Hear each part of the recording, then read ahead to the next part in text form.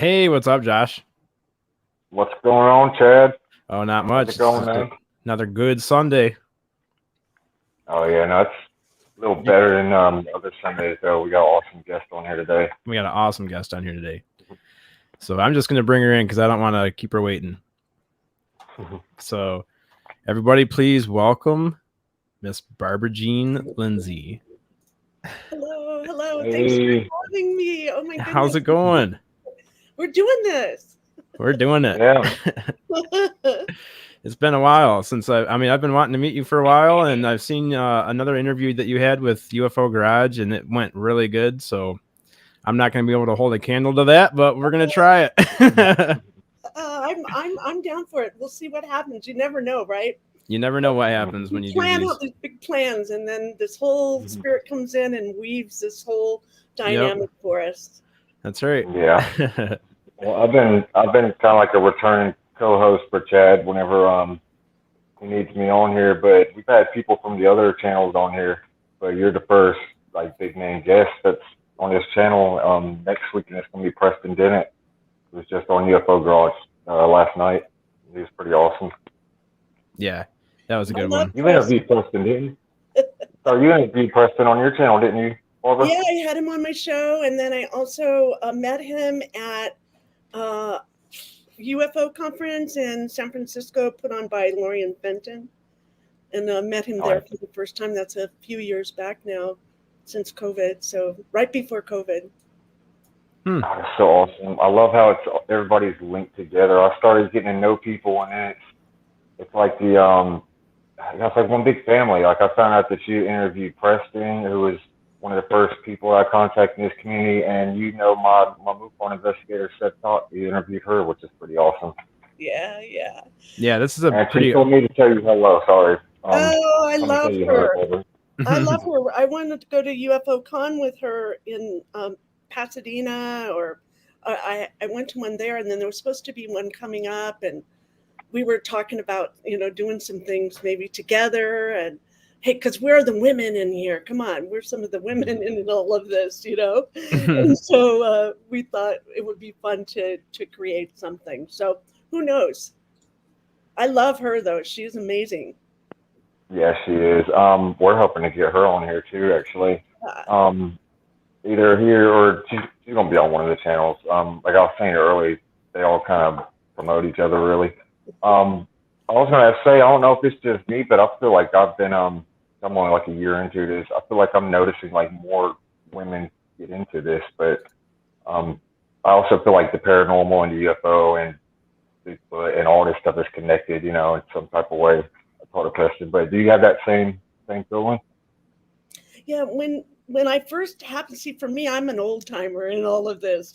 My first big No. catalyst experience was in 1989. So, and then like when I was 12 years old before that, I had another experience that kind of worked it. They kind of acclimate you so your mind doesn't fold, right? And so when it first happened, I was a single mom with 3 kids. And so if anyone talked about UFO, ET, anything, I wouldn't, it would be like a foreign language to me. I didn't have time for any of that stuff. I was, my mind, spirit, body, everything was in the third dimension, doing, taking care of my kids and being the best mom I could and being a part of my community. And I was an organic gardener. I thought I was doing, all the things, but my focus was seeker of truth. I started looking. I knew there had to be something more than just what I was told. And so to buy all the stuff and have the house and do the things and go to the vacations and all of that was really cool, but that just wasn't enough. And so that's when I became a seeker of truth. So I started reading, and back in those days we didn't have computers or anything. And so I went to a conference and met a really cool guy at the time, very old soul, Richard Boylan, Dr. Richard Boylan. And he was running by. I was teaching firewalking at the time. And so I had a booth to teach to help people sign up for firewalk that I was going to do on the state capitol lawn there in Sacramento. Big one.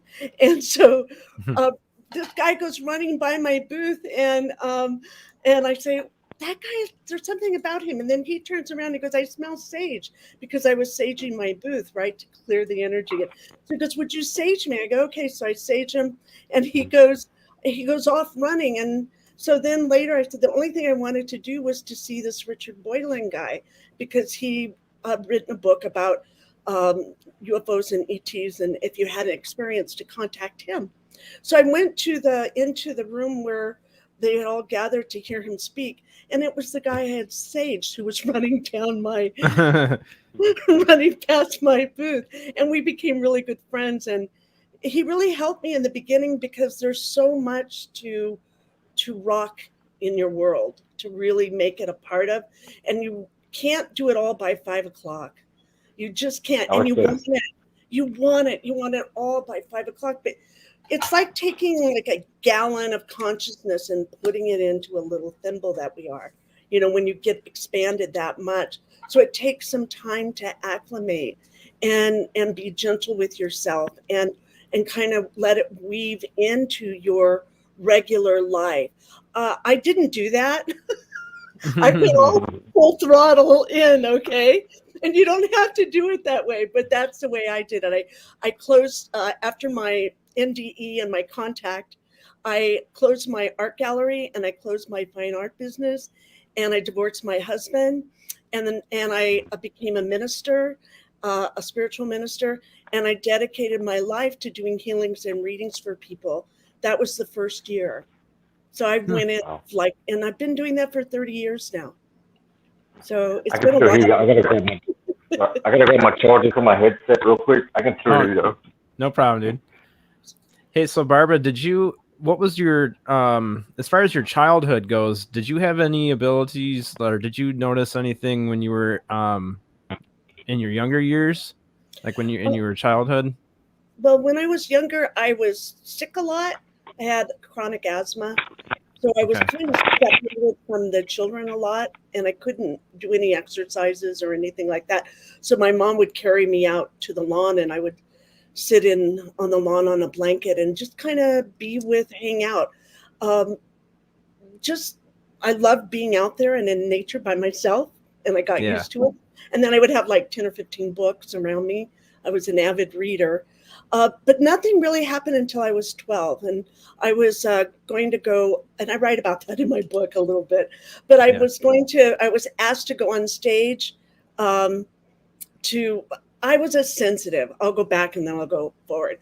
I was a sensitive. I cried. You look at me and I cry. And so I was a very highly sensitive person. I picked up everything from all the people around me, all their hate, all their anger, all their guilt, or whatever that was. I was real in tune to that. And so I would carry that in my body. And I think that was part of the sickness. I didn't know how to deal with that much information and that much sensory exposure. So then when I was 12, I had to go speak at in front of my whole school, and I didn't want to do that. I'm still kind of a reluctant speaker still. To this day. I hear that. I know how that goes.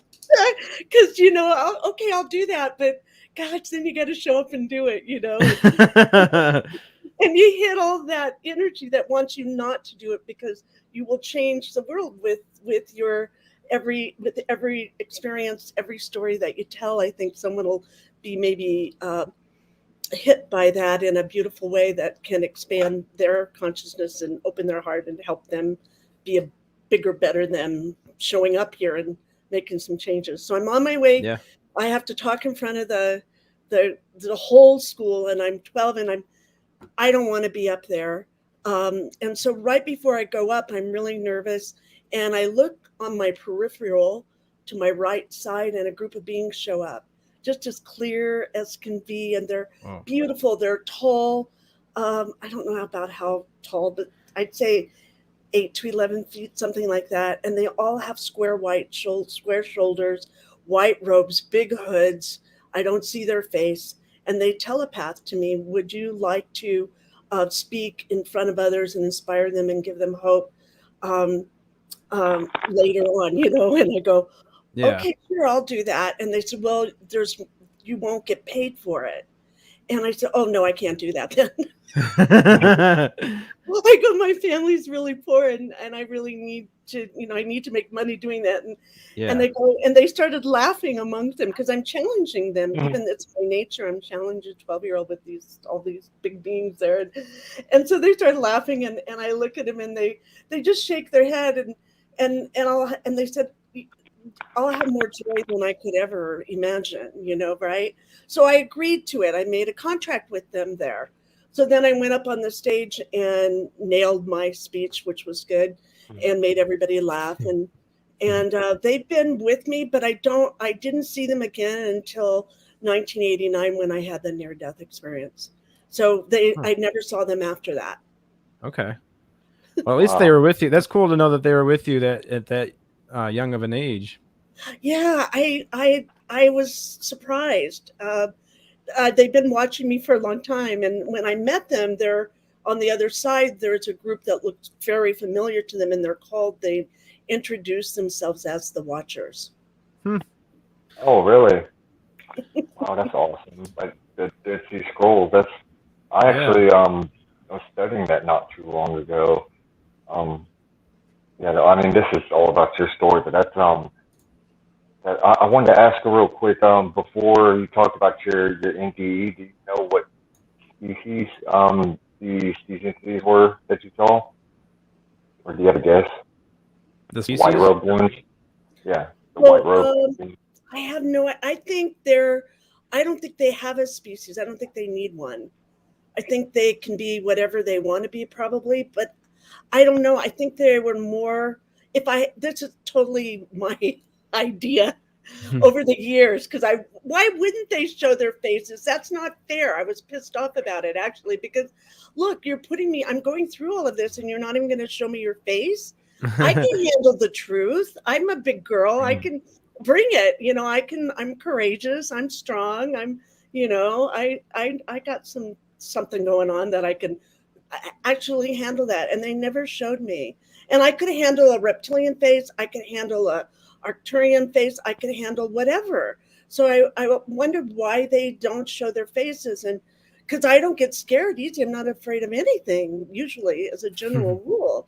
And I just thought maybe it's because they're like light beings maybe inside there, and then they were just carrying that because that's something that I could handle.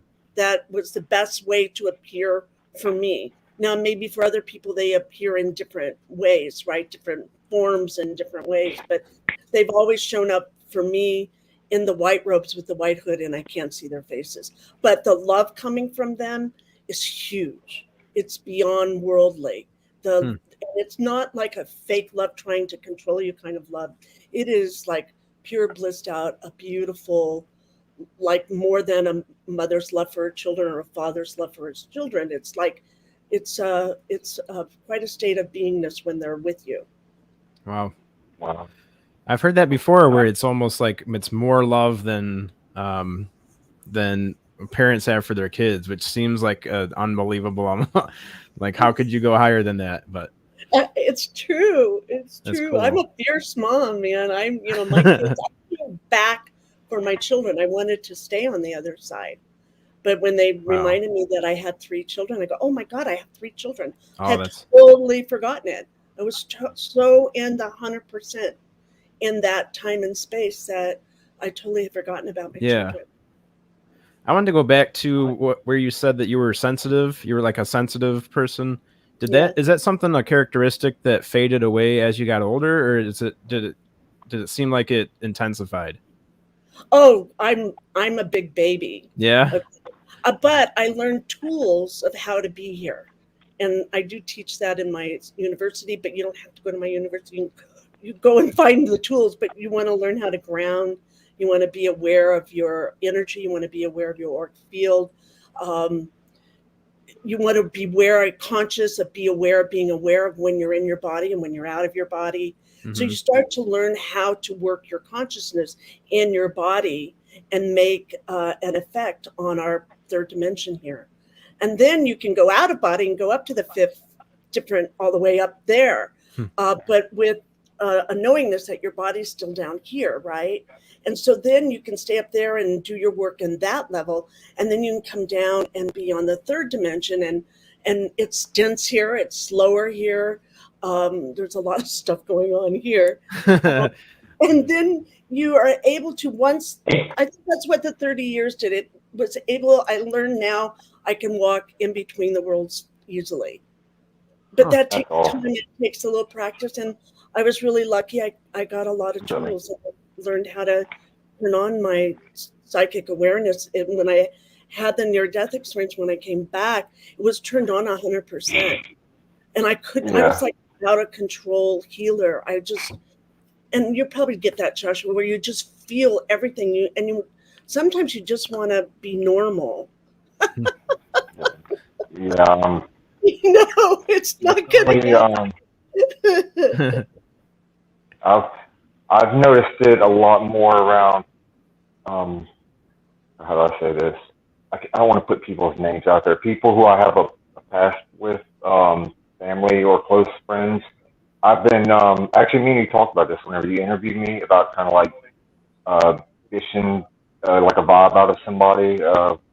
Whether to talk to them about certain things. And I asked Preston what I asked you on the interview about, why is it in certain areas it's acceptable to talk about like ghosts and spirits, but as soon as you bring up UFO or something, you get looked at like you're crazy. But whenever I bring up certain things, whenever that negative vibe kicks in, it's like it's so hard. And I'm just like, oh, okay, like leave this topic alone, Yeah, definitely, it's intensified a lot.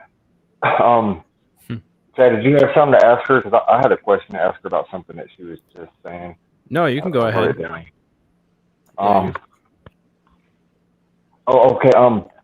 The watchers that you were talking about. It's so funny that that you brought that up to me, because I was just reading some stuff about the Dead Sea Scrolls not long ago, and I asked the person what their opinion on it was, and he said he found really strong evidence that the watchers aren't necessarily a species, but a collection of different species, or maybe different individuals from a multitude of different species, or something like that. Do you think that could be? You think that could be something true? I can tell. All I can say is my experience with them. And when I was on the ship, I had the one being, the watcher being, that was my guardian, and he told me that was his name, and I was to call him the guardian, which I did. And then his job was to communicate between me and a whole bunch of other beings that had the same white robe on. Couldn't see their faces. There were fat ones, there were tall ones, there were skinny ones, and they had personalities, right? And so they were a collective for sure, because they would get all excited, and they would come to a group agreement. Everyone would settle down, and then they would talk to my guardian, and then my guardian would telepath to me. Was all telepathic. So I think they are definitely a collective. They can be a part of a collective. When I went up into this temple, a kind of a Greek temple, and they were all there in a big circle, they definitely were a collective unit there. And then when I joined them, I became one with their synergy there, and could feel all of that. So it was like a rocket ship in a way, although I never had a body. In my whole experience on the other side, I never had a body. And to look down and see that you exist now, maybe not for you guys, because we've come a long way since then. But back then, to look down, and I didn't have a body, but I still existed. And it blew my mind. It just blew my mind. Now with everything, it's not such a big event right nowadays, but back then it was for me. That would freak me out. But they could see you completely fine. Even though you didn't have a body, they could still see you totally fine. They were looking directly at you. They're looking through me. Now, they could see my body, because I went to this kind of a galactic party scene. And in that scene, one person, well, not a person, a being told me that he really liked my smile. And so they could see me, but I couldn't see myself. And I still don't understand that, how that happened that way. But they could see maybe a light body of me. I'm not sure, but they could see my smile. And I thought that was really cool. And it was important for me to know that they could see me, but I couldn't see me, but I could see them. And so at that time, you were in like a rocket, like not a rocket ship, but like you were in like a ship at that point, right? I was in a spaceship, but then I went out of the spaceship. So I met the Guardian, and then we went out. I can speak a little bit about going on the ship if you want. Yeah, that's kind of interesting to me. I'd like to Okay. hear about that. So- Is that something that they manifest? Do you think that that's something that they just create so that you would feel like you're in something that is human, like just to keep you a little bit more calm, or is it an actual ship that they use even when you're not? I think it was a ship, and I think they were telling me that 30 years from now you'll get this. You're not going to get it now. Oh, okay. I didn't know then that they're my family. They're like my star family. But I didn't know that at the time. I could not have handled that at that time. I don't think I was too straight, too in it, too doing it. So I think they gave it to me that way so that I could just kind of unweave and unspiral it out. Okay, that makes sense. Yeah. So I think they Can I add something real quick? Sorry. I'm sorry, go ahead. I didn't mean to interrupt you. You're fine. I wanted to say real quick that the fact that you said that they hid their faces and that they were different heights and sizes and stuff, that kind of adds evidence to what a friend of mine was just saying. And I also wanted to say I just remembered a couple weeks ago who's the first the interracial Betty and Barney Hill. Betty and Barney Hill, yeah. I can't remember I think it's Betty's daughter, maybe her granddaughter, no, her niece, the one who's been speaking out about a lot of stuff. She said the same thing about the Watchers being a multitude of different species. Yeah, I read it a long time ago, but I don't remember. Is that terrible? Oh, I don't remember what I did yesterday, so I understand. You met the Watcher. But afterwards, I was just had to know and learn as much as I could. I was like in it. And so I read all the books I could. I went to conferences that I could, and I was really dedicated to finding out what just happened. And that's what led me on this path. What just happened to me? And I tried to find out other people that it had happened to them. And then when I finally found Rich Boylan, and if you can relax a little into it and not try to make it happen, that's my nature. I'm a quadruple Leo. So, I can will and make things happen, right? And so I had to relax a little bit and pull back just a little bit. And that's when Rich came on the scene, and he was doing a meetup at his house. And this was, I don't know, I think like the late 90s, middle 95, something like that, 93. I don't remember exactly. But I went to his house and I got to meet other people that they had these extraordinary experiences. So these meetings have been going on, but then very, very secret. No one talked about it. And so when I went and told my story, it was just amazing because there were other people that had just as extraordinary stories, and then some, that I just rocked my world to hear their stories. It's been happening for a long time. It's just out of the closet now, and I'm so happy about that. When I first started my show 7 years ago, there weren't very few people doing it, right? And now we get all of these guys like you guys. I'm so happy that you have a place here where people can tell their stories. And what happens when we tell our stories, we get to connect, right? Mm-hmm. And that makes us strong and powerful. And no one can mess with us as much. We can't be controlled as easily. If we're together, there's power in us gathering and telling our stories and connecting. Yeah, you can feel that too. It feels like everybody's being more empowered the more they talk to each other. Yes. Yeah. That's simple, a spiritual journey for me. It's Chad said once that it's like whenever we share our knowledge and our experiences or just our thoughts, even if we haven't had an experience, it's like we learn and we grow more. And I was telling Preston Dennett yesterday, I hope that where this is all going, and I was going to ask you that later, I hope this is going to bring, all of us together as a species and put our, differences aside, like political and race and stuff like that. And hopefully people, whenever they have this shock, the skeptics that, there's actually beings not from this world, or, wherever they are, maybe they'll put aside silly differences, and we'll actually get our crap together. Sorry, I didn't mean to get off. No, that's true. I mean, there'll always be haters. That's their job. I hope they do a really good job. It's my choice whether I give them energy or not. I'm just not going to listen to them. I'm just going to go and keep going forward. So, and if enough people have that same attitude, and they won't have the power to operate, to have their hate. So, and the whole duality on this planet anyway is shifting. There isn't us and them. That game's over.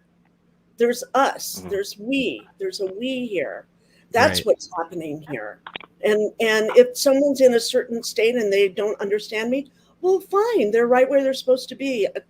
I can love them, and I don't have to change where they are. They're right where they are. I'm where I am. And so if we can meet in the middle, that's cool. And if we can't, that's cool too. Because I'm going to keep growing the people that I'm with, right? Our group is growing exponentially. And I'm really excited about that. It's getting way more mainstream. I feel lucky that I became an experiencer this year whenever it did become mainstream, because I can't imagine how people dealt with it for decades, and being, ridiculed. And, I went to school with Chris Bledsoe and watched like a good portion of the school, make fun of him and laugh at him whenever they heard his dad got abducted. And now people, take it seriously. At least a lot of people are now. I think that's true. In my 30 years, I have been like, they would mostly say I'm crazy. That was the first thing they would say. Oh, you are just so out there. In my family, I write about this. My family called me, they're from the South. I was born in California, but my mom and dad are from Little Rock, Arkansas, and Bigelow, Mississippi, right? And so my family said, well, that Barbara Jean, she's a little bit touched. That Barbara Jean. Bless her heart. I've heard that before. She's a little touched. She's a little touched.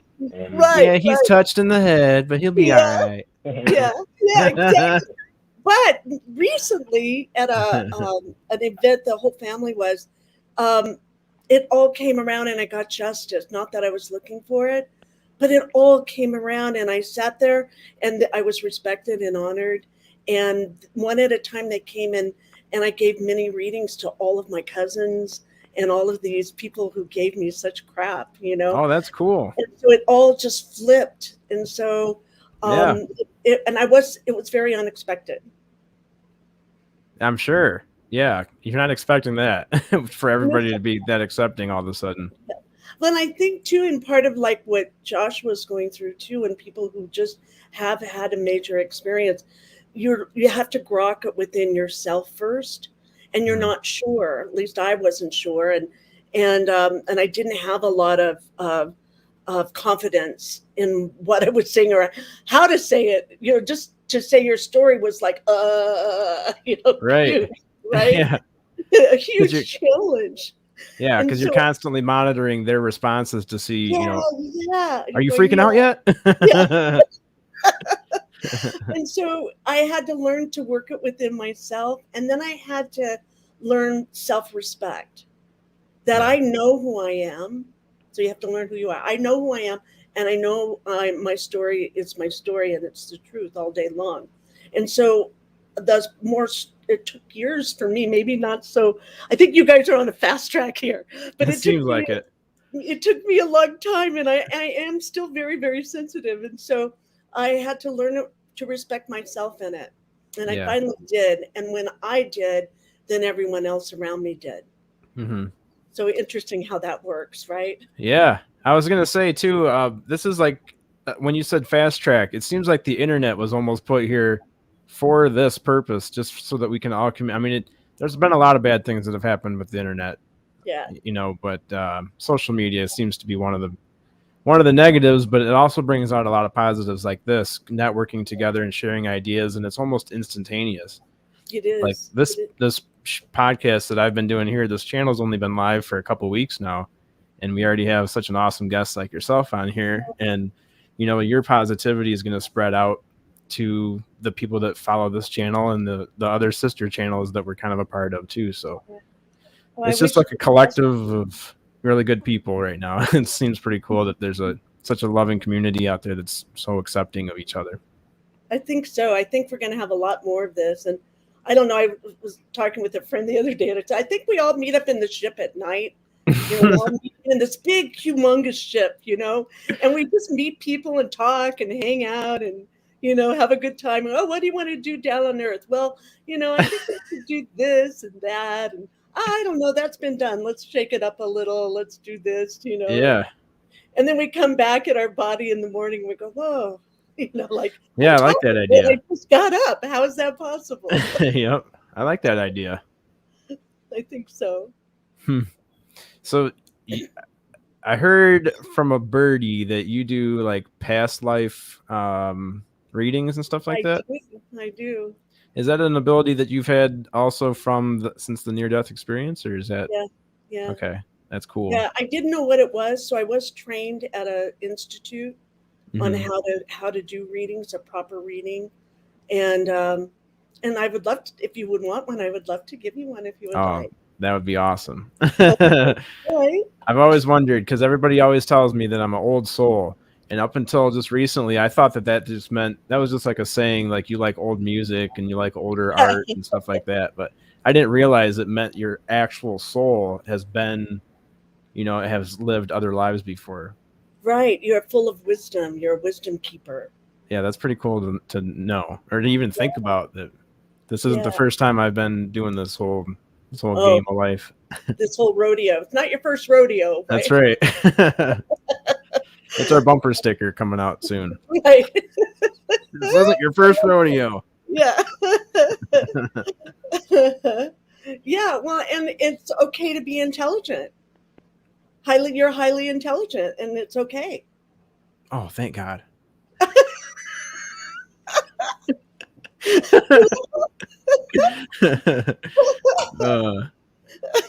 We won't go there though. So okay. Don't let everybody know. Yeah. So I'll give you a reading if you would like. That'd be great. And I'll just kind of see what spirit, where we go and what timeline, that sort of thing. Is that cool? All right. Yeah, that sounds good. So I'm just going to go into a little alternative space here. A psychic space, if you don't mind. And you do. Space. And I close my eyes when I do it. And what happens when I close my eyes, it turns down and off exterior information, so it makes it easier for me to read. That's why psychics close their eyes, if anyone ever wondered. Now, I can do the readings with my eyes open, but it's just easier to do it with my eyes closed. And I should keep my eyes open? Yeah, keep your eyes open. Okay. That way I don't have to go chase you.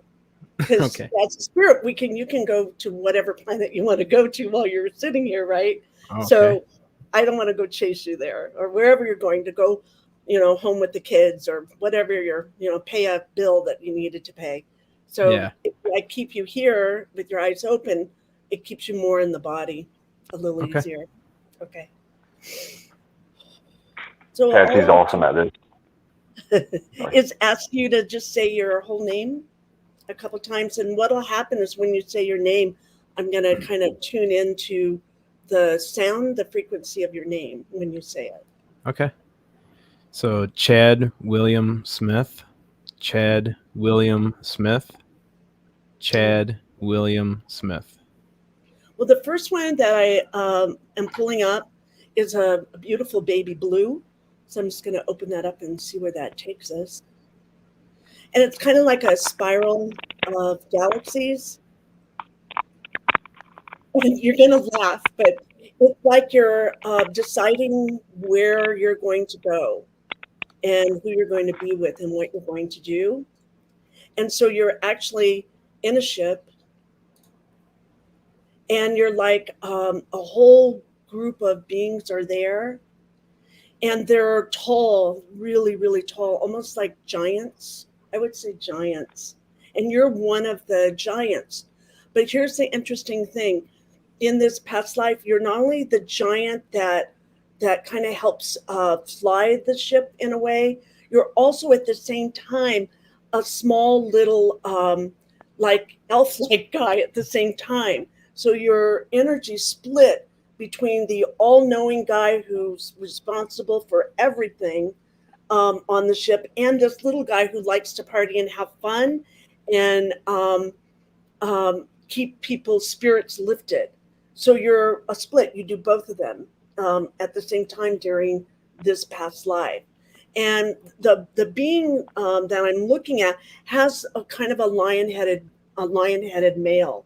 So it would be what we call Lyran, or it doesn't have to be. It's just I'm just seeing a real regal lion headed male that you're looking out at the vista of where you're going to proceed, and you're have a little fear in it because you feel much more comfortable being in control, and where you're going now hasn't been charted, so you're going out of into an unknown system and an unknown territory, and there's a part of you that really is excited about it. And you'd be a lot more excited about it if you weren't responsible for all those thousands of people. And so you'll do your best, and you're really careful of who you let in. And so in this past life, you're very alone because you're not sure who to trust. And so when you came to this lifetime, you want to be surrounded by people that you can trust. And you're starting to build that now. And so it's kind of like if you were going to come here, you didn't want to be so alone. You wanted to be with a group synergy. But you had to learn how to be alone so you can do that.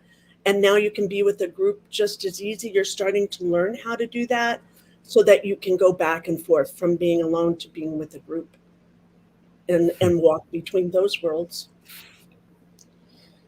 Okay, that's what I get. That's excellent. That was excellent. that really hit home. What'd you say, Josh? I said Chad the Goliath. I thought that was pretty awesome. Yeah, that was really cool. You said it's like he was giant, but then also, I guess not. I don't know. The first thing I thought of was like the huge dwarfs that you see. Like what exactly did you mean by that? Whenever you said half like giant and half small. Oh, the little elf creature dude looked kind of like Dionysus from. It's an Egyptian Parthenon. He's called. I think he's called Dionysus, but he's a little elf dude. I'm not sure. He's a little short, and he was known for wine. That was his thing. Oh, okay. Yeah, wine and beer, I think. Wine and beer. Yeah. Well, at least I have a good product to sell. Yeah. And the lion being, when I said the human form, it was a big form, though. It was, like more like when you look at and I'm not saying a reptilian, but it was more like a reptilian body. It was powered up. It was strong. And so it was, when you were really big. Regal, cool, awesome. So cool. Take charge. So you probably use that in this lifetime where you're a take charge kind of guy. I haven't always been, but just recently I've kind of been like, let's do this. Yeah. That's a past life that you're able to bring that in and use that That's energy, cool. that intelligence that you had. Then you get to bring it with you. Doesn't go away. From what I understand, you build it. So so you use the knowledge that you used in the last one and bring it here. Right. That's pretty cool. Exactly. So when you do meditation or something, you can ask to be tuned into that if there's any other things you need to know about it. And it'll unfold in the next few days too. You might get it in dreams. When someone might show up and give you a T-shirt that has a dude on it, like that. You never know how it's going to show up, right? It's really fun. That's cool. Yeah, I need to get into Okay. meditation. Everybody keeps telling me I need to start doing that. So that's my next thing. I'm gonna need to do some meditating. And even if you don't meditate, there's some people that meditate single. I'm a single meditator. I can meditate with groups, but I prefer to meditate by myself. But there are people that can only meditate with a group. So you'll have to find out which way you are. And also meditation could be a walk in nature, or it could be swimming, or it could be gardening. It doesn't have to be in a yoga position either. As long as you're talking with your body and you're more tapped into the expansion of what's out there, Yeah. your connection to the divine, for whatever you want to call that, source. Right. What do you think about those guided meditations that you find like on YouTube? I love them, and Are they good? okay, and I don't know these guys. I would like to meet. I love Honest Guys. Their some of their meditations are really cool. Okay, I'll write that down. Honest Guys. Honestguys.com, I think it is. And All I right. like theirs. Yeah, I like theirs a lot. I'll try that out. Yeah, they have one that I really like. I would recommend. They have one on Spirit Guide. Spirit Guide? Yeah. Okay. I'll write that down and try that one out. Well, let me know. Let me know. Yeah, I will. And then I'll see if I can kind of bring that into bring my reading into that a little bit and see if I can get any more from that. Yeah. It'll unfold. You're going to be like an expert in it within a year now, because every time you have someone on your show, you learn, right? Yeah. So you start building it up, and you have quite a library in your mind. Yeah, I'm on like turbo mode now of learning. Yes. Yeah. It's That's cool. good. Definitely. But you don't have a boring life. That would be the worst that could happen to you, right? That you would have a boring life. Yeah, not a boring life so far. Sorry, guys, I had company leaving. Cousin was over. That's okay. Can I, Barbara, before we get into your near-death experience, because I know that's going to be awesome. I don't think I've heard the whole thing from you yet. I'm looking forward to it.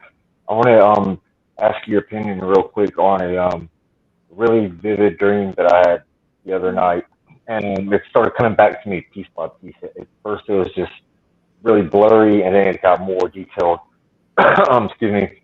And it was so weird. I talked to Preston Dennett yesterday on the UFO Garage. I got at the end to ask him a question, and he, like, right as I told him what I was dreaming about, he said Atlantean. It freaked me out because that's exactly what I was going to say. I had this dream that I was, I told Chad a little bit about it, but he doesn't know the full story.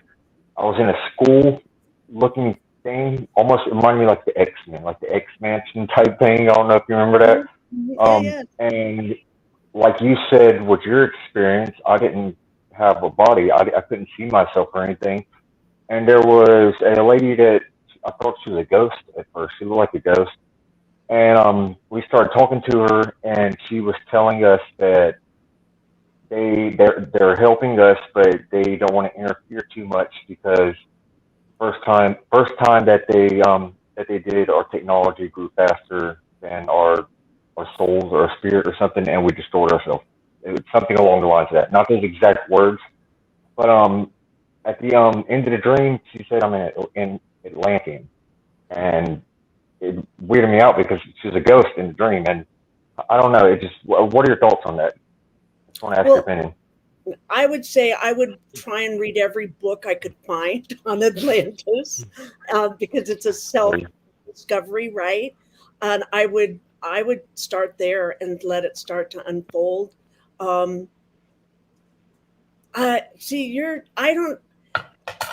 Okay, let's see about that we blew up ourselves and we did it to ourselves, and I still question that myself. So it could be a foreign technology that came in and took over as well. It's just an idea that I have. I have no background on it at all, but we just assume that they blew themselves up. Well, they have some writing that writes that, but I still question everything. I'm still a skeptic at heart, even now.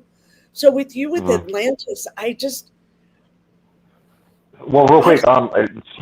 she didn't say that we blew ourselves up or anything. She just said that our technology grew faster than our spirit, something along the Right. line of that, or that we should have spiritually evolved before we evolved technologically. That's what she said, Yeah. Yeah. I've heard and that. it led to our demise. Sorry, go ahead. Yeah. You're not going to do that this lifetime, though. See, you're one of those people that are here so that doesn't happen. So we can have technology and we can embrace our spirituality and we can uplift this planet into a garden, back to the green, that's never left. And I talk about that. I had a vision about that where we have a duality planet here, right? It's either black or it's white, and that's maybe technology or not. And then in between is that green belt that's just never left. And it's gotten really small. Well, I think we're here to really expand that green so that white and black isn't so important anymore, you know? That's And a great way so to say that. so that's I how I love see that. it. I saw it in a vision too. I wasn't looking for it. So I think with your Atlantean thing, Josh, there's something there. And I also see there's something with water for you that I think we've talked about this. I always forget if we've talked about things or not, but that the water is your place where you get to be in between the worlds is when you're in a bath and in that water, and that the Atlantean part of you really needs that in order to synthesize or um, bring all that information into the body in present time, so that she's telling you she's with you. But that's just what I get, that if you can connect with her again. When it happens in dreams, if you connect once, it's easier to connect there again. So it's an opening for you, that you can connect with her. And then we forget also when we're in that you can ask questions. We're such spectators in our dreams. We don't have to be. We can come to that stage where we can ask questions in our dream. And if you don't have that ability yet, you can go right back into that dream space right now. You could just close your eyes, go back to that dream, and then ask her, say, I'm ready to hear the rest of what you wanted to say to me. And I always carry a notebook with me because you'll forget. You're in such an altered space that you forget. And I know a lot of people are doing ayahuasca and all these other things to get there. And you don't have to. I mean, you can. I'm cool with that. Only if you're doing it with a really shaman that knows his stuff, okay? I really am strong about that.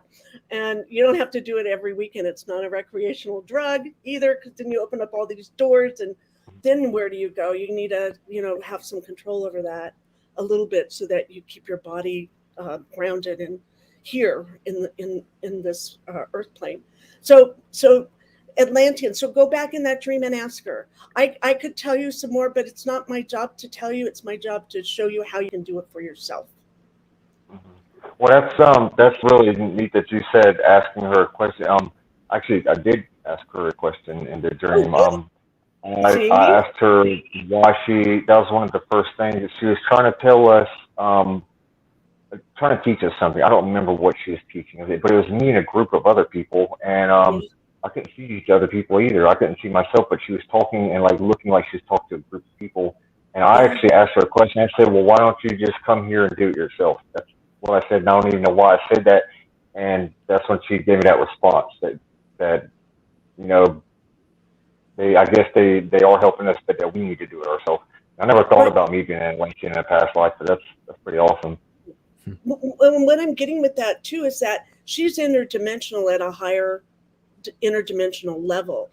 So for her to stay there, that's right where she's supposed to be. You came to her, which is really cool, and then you can exchange information. But she can't come back here to the third dimension and change something here. You can. That's what makes us so amazing, right? We have a body that we're walking on this earth plane. We can make some changes here. We can make it so that we aren't we don't blow ourselves up again. And that's what you're working with, Josh. You're speaking your truth. You're going out. It's not comfortable, but you're saying, hey, we need a spiritual revolution here too. That if we're going to have this technology, we're not blowing ourselves up this time. We are going to have a spiritual evolution and go with our hearts and go where it's important and not lose that.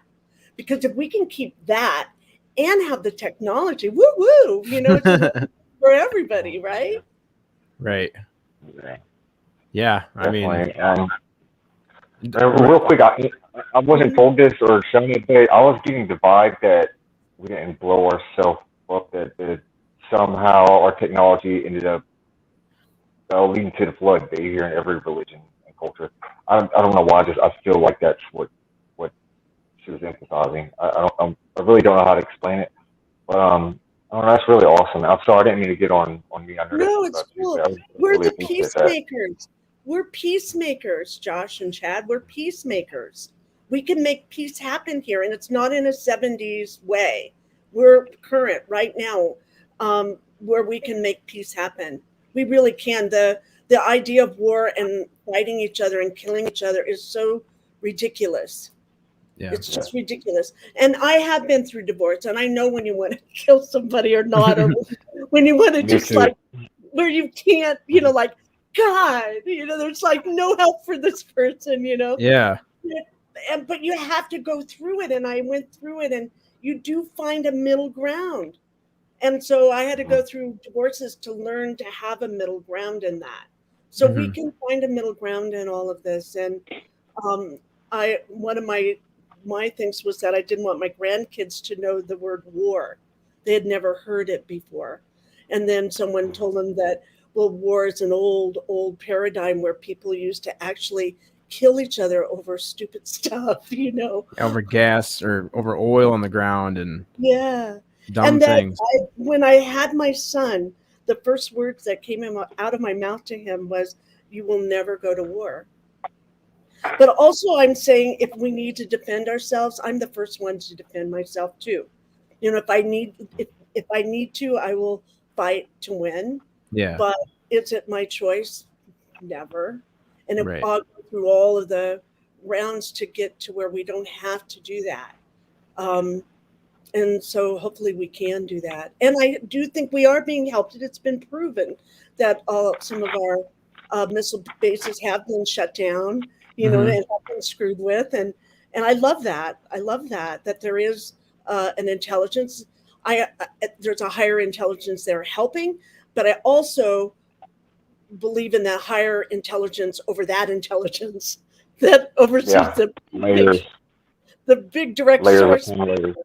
Right. Because sometimes you don't know. Everyone has all these agendas here, Mhm. and so if I'm going to play here, I want to have the top direct source agenda that I play. Yeah, it seems like over the years it's always been in the hands of the government, and now that we have the ability to just instantaneously communicate like this, it seems like we're taking that out. That we're taking that out, the cycle of war and destruction, out of the hands of the government, and we're able to spread more positivity more like quickly. And I don't know. It seems like that whole cycle might be dying off. Hopefully. I think it is. We're taking our power back. And so there will be times of chaos here. There will be, but there has to be chaos. There has to be that cycle of destroy so that we can recreate. And so a lot of systems are not working, and they haven't been working for a while. And so it's time to. But what's great about it is that you get to create something new, and new beginnings, and all sorts of different things. And your generation is doing that. It's really something to be proud of, like homeschool. Let's homeschool, those sorts of things, where we didn't even question it back then, though. Isn't that weird? We just thought of course they had our best at heart, Yeah. duh, but we back then we didn't really question that so much. So Right. my kids a lot of school, and they miss about 3 months of school a year and stuff. That's why they're very highly intelligent and creative, adults. But they missed a lot of school. And that's our family joke, is why they are who they are. It's because they never went to school. I really like that. In fact, I was always late getting my kids to school, and so I wrote a note once that my kids are late because they got abducted, but it's okay, they brought them back. And so she has it. She claimed it and put it. The registrar put it in her little school there because she thought it was funny. But so because you're doing this, your kids are going to be raised on this. My kids were raised on this, and my grandkids are raised on this a freer thinking, right? Yeah. Yeah, it seems like it's going in the right direction. Everyone's being a lot more accepting of each other, and you see a lot more people just saying, "Hey, spread good vibes," or hit that like button, or support each other, and everyone's, I don't know, it just seems like there's a lot of bad talk about the internet and social media, but then there's also that part of it where it's positivity spreading at a lot faster rate than it used to be. I think so. I think like what Barbara said earlier about the middle ground. Chad, what you were just saying, like about the internet, and Barbara was talking about the, finding that middle ground kind of with the duality thing, and that's so crazy to me. She said that. Like I think the internet could be intentional, and I think maybe it was even, I don't want to say gifted. Maybe it was gifted, or maybe it was just reverse engineered. But I think maybe that governments, I don't want to get started on, you got me thinking about school systems, Barbara, and I know that what we hear in the school systems is far from, everything. It's a never-ending rabbit hole whenever you dig into this. I learned about like the Rockefellers and all this, so I'm going to stay away from that. But what I was going to say is I think that like the government, they thought that this internet was going to be a way to be able to, keep people in fear and control, or, like just keep people in check where they want. But now it's giving people more freedom. And I told Chad, I think about the fact that you look at kids, like my nephew was on a smartphone the other day. He was like 4 years old and just doing all this stuff with his phone, getting instant knowledge into his hand. Sorry. And their brains are already like sponges whenever they're young like that. And now they're getting this instant knowledge in their hands. I feel like it's making them advance quicker. I don't know if I'm that to you the first time I talked to you. Right. Yeah, and parents have to really watch it though, because you want to really, there's a lot of conditioning out there too, and so you want to make sure that what they see is proper for them. That would be the only thing, Yeah, the algorithms. Yeah. It can be good or bad. Yeah, just like you were saying with the middle ground thing. So, Chad, did you want her to start talking about her near-death experience? I'm really excited to hear about it. Yeah, I'm out of questions so far. So yeah, if she wants to get into that, that'd be great. Okay. Let's see. Here I go. I got some questions, but I want to hear this. Okay. Well, so I was minding my own business in 1989. Just a regular mom. I was taking psychic classes at the time. I was learning how to develop my psychic abilities. So maybe I'm not normal. But at that time, I was just wanting to see what's out there. So that morning I woke up and there was this white web around my body that I could see. And I went right back to bed. I go, I don't have time for that. And I laid back down. I was hoping it would go away. And so when I sat up again, it was still there. And so what it did through the day is it kind of kept me out of sync with everything. So I don't know why still to this day, but it's in a way it felt like something was trying to maybe take me up and it got stopped. And so I was just in between worlds there. And so I went to the local, I'll give you guys a little short story. I went to the local psychic school and said, hey, there's something going on with me. I'm not sure what it is. And so they told me to leave because what was happening was upsetting the whole energy of the school. And so when you have a school, the energy set at a certain way to keep everything safe for everyone to explore. Well, I came in and everything just went wacko. So they go, we don't know what's happening with you. We don't care, basically. And so you need to leave now. And so I left. And so the whole day was kind of a strange day and I wasn't feeling well. And that night I started having, I went to a women's retreat, a women's healing retreat. And as I'm going there, I'm not feeling good.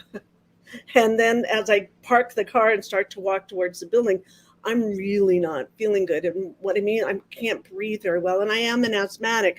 So I have this lady comes in to me and she says, here's an inhaler for you. I was guided that someone would need it tonight. and I have my son's inhaler and I want to give it to you. So I took 2 hits from the inhaler and then she helped walk me into the building.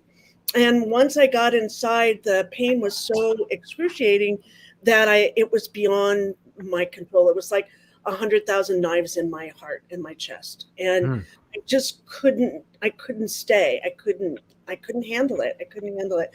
So I popped out of the body. So when I popped out, I went to a beautiful place. And I'll tell you that part, that I'm in this beautiful place while my body, they sit up into the chair, right? It had fallen and they sit me up in the chair to see what's wrong with me. And when they do, I full body channel another being. And that being is and I turn like a little light green looking. And I have these women are all psychics or psychic teachers, some psychic masters who witness this whole thing. So I hear their stories afterwards, because this is their story of what happened to me and what they experienced that night. And so they witnessed it. So as they sit me up in the chair and they go, my body says in a deep, dark voice, very loud, scared everyone, I'm here to kill Barbara because she has information that can't be given at this time. And then he collapsed my lungs in front of them, right? And so then they start giving me mouth to mouth. But before that, as he said that, there's a line of psychics reading the energy. And what they said is that as he's trying to kill me, and he does, Thor, I swear to God, you can't make this stuff up. Thor comes in and knocks that being out of my body. Thor, the god Thor. Okay, this is before Marvel. Like Thor with the hammer. I know, I swear to God, it's embarrassing to say it, right? That's right. But it is what happened. And so I just, And so he comes in and he kicks. I just learned about Valiant Thor. Valiant Thor. I love Valiant Thor. Yeah, I just learned about connection later. I bought the Integratron, and I was the owner of the Integratron out in Landers for 5 years, and that has a whole Valiant Thor connection. But that's later. But I'm in this, okay? I'm in this, and so Thor comes and kicks this guy's butt, really, and he saves my life. He actually saved my life, and so as my body's doing that, then they call the ambulance and.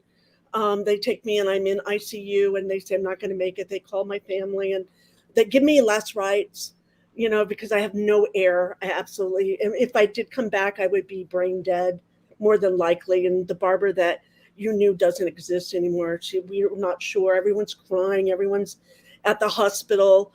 And then also the psychics go through the psychic school and they do a prayer wheel for me, and there's like hundreds of people praying for me also. So I have these people praying for me. I have my body in the ICU, and I'm up. I'm like out, and what happens to me is I go into this. My first awareness is in this dark, warm, undulating water of love, pure love, blissed out, amazing love, more love than you can ever imagine, and it's alive. And it's creative and it's real and I'm a part of it. It's a part of me. We're like in this symbiotic fluid together, in this warm and I'm expanding and so the love is just like you can't touch it. You just can't touch it. And so I'm blown away. And then in a moment of this blissed out space, I don't know how long I'm there, I look down and that's when I discover I don't have a body. And after I become one with everything, that's where you blow and you become one with everything. I'm a part of everything, all of it. And where you lose yourself in all of that, right? And then when you come back and I look down and I don't have a body and I go, holy, I don't have a body. And in that moment, I'm up on a spaceship. And then I'm sitting in this kind of a dentist looking chair. Now I see it as more like a jump chair, right? But it's a chair. I'm kind of kicked back and it's kind of 50s modern looking. I'm a designer, so sometimes I get funny details of things, So I'm sitting back and I'm going, whoa, where am I? And it feels like a spaceship's in a circular room. It has high ceilings, and it has a thin light all around it. And it has, it's the perfect temperature, not too hot, not too cold, and the air smells kind of sweet. And I'm just sitting there, and this being starts to come, and it's real white, like bright white, bright white. And then as this being starts to come towards me, and it's this square-shouldered, 8 foot or so, more like 8 to 11. He's tall, square shoulders, big white hood, white robes, no face. Comes, comes toward me, kind of glides towards me. I don't see his feet or anything, and he looks at me. He says, "I'm the guardian. You may call me the guardian." And so that's what I call him. He says, "I'm here to be the interpreter between you and a group of beings I'm going to introduce you to." And so, I think to myself, wow, I'm like, how did I get here? And what's a girl like me doing here? And so, I still think I'm thinking it's kind of funny a little bit. I'm not afraid at all, right? So I'm thinking, well, this is okay. I got this. And so he waves his hand, and that's when he shows me the group of beings that are still in the same robes. And so I go, what, did they get like a cell on them or something? Because they all have the same robes and the same, and I thought that was kind of strange. So they all have personalities. They jump up, and so then they come to an agreement, and then they tell my guardian, and then my guardian tells me. And I don't remember what they said to me, but they did. How they teach is through experience, and that's how I like to teach, is through experience. Because you give someone an experience, then it creates this huge weave of information that you can assimilate, instead of someone sitting down there and giving you a lecture, like some of our conferences, one after another, till your brain falls out and you're just like bored to death. At least I am. So they teach through experience, which is, I think, great. So they took me, they showed me, they waved this wave and this big circular round window to my right. And in it comes the Earth, a picture of the Mother Earth, a hologram. And she's alive and she's beautiful. And I and the Earth become one. So I don't need drugs, okay? So this is where you just have, this is a real experience, just as real as I'm talking to you. Only 100%, and the technicolor of everything too is brighter and lighter, and so it comes into me, and I become one with her, and our heartbeats become the same, like the mother drum, like the beat of the drum. That we have that same. We're connected with our Earth, and she's connected with me. And I'm a crier. I talk about that, so I just start crying, like a baby. And I don't have a body, but I'm just crying because I didn't know that she was alive. I knew some things about the Mother Earth, but not like that. And that we needed to take care of her, that we were responsible for her, and that more would be revealed. And so I'm with her, and I'm having this full-blown experience with her, and then from that point, and for us to join the Galactic Federation at one time, in order for us to play with the rest of the world, we have to get our crap together here and find peace and harmony among our people, so that we can graduate, and play with the rest of the system, which I want to. I want to do that. So yeah. So I have this whole thing with the Mother Earth there, right? And so then after I get that, then my guardian comes over telepathically, and we both fly up out of the spaceship. And then I go over these thousands of acres of green woods with no houses, no any kind of buildings. And we just fly over that it just seems like forever, until I get it that this is the green, and this is the forest, and this is the Earth, and this is her untouched. This is her beauty and her majesty. And so I'm just with it, and again, become one with the green of our Mother Earth. And later on, I do find there's a Sasquatch connection with that, but I didn't find out that till later. And so what I found out, and that's only been the last 3 years, I had an experience with Sasquatch, and then a whole thing. That's where I came up with the green, is through that and through this experience. But at that time, I had no idea what that was, right? And all of this is something that I will go into.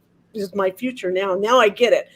In 1989, I didn't get it, but it took me this long to figure it out, And so I'm with them in the green. And so then the next moment, I'm going up this flight of stairs, these large, very Greek stairs, and there's column, circle, high, tall beams, columns, just like in Greece. I've been there since then.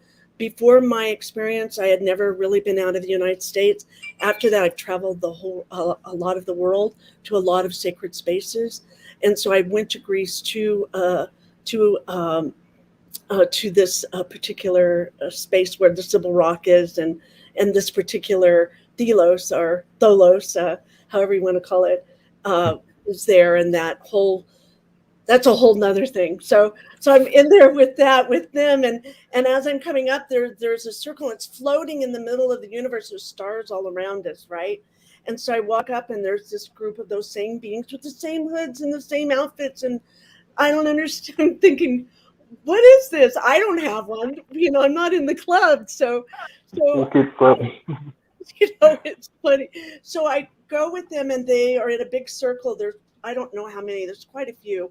And they break their hands, and I hold on to their hands. And when I do, and I don't really see their hands, but I can feel them, and I feel their synergy. And they're doing kind of, again, that same kind of a guttural, low, like that kind of a sound, right? And so I'm with them. And then in the middle is a column, like a Greek column. And on the column is a urn, like a half urn. And it has water, and there's vapors coming out of it. And in the middle of that is spinning our Mother Earth. And that's when they say that their job is to protect her and take care of her. And they have done that since the beginning, and they will do this till there is no end of time, to infinity and beyond, and that I'm a part of that. And they introduce themselves as the Watchers, and that I can come there anytime I want. And they're there for me.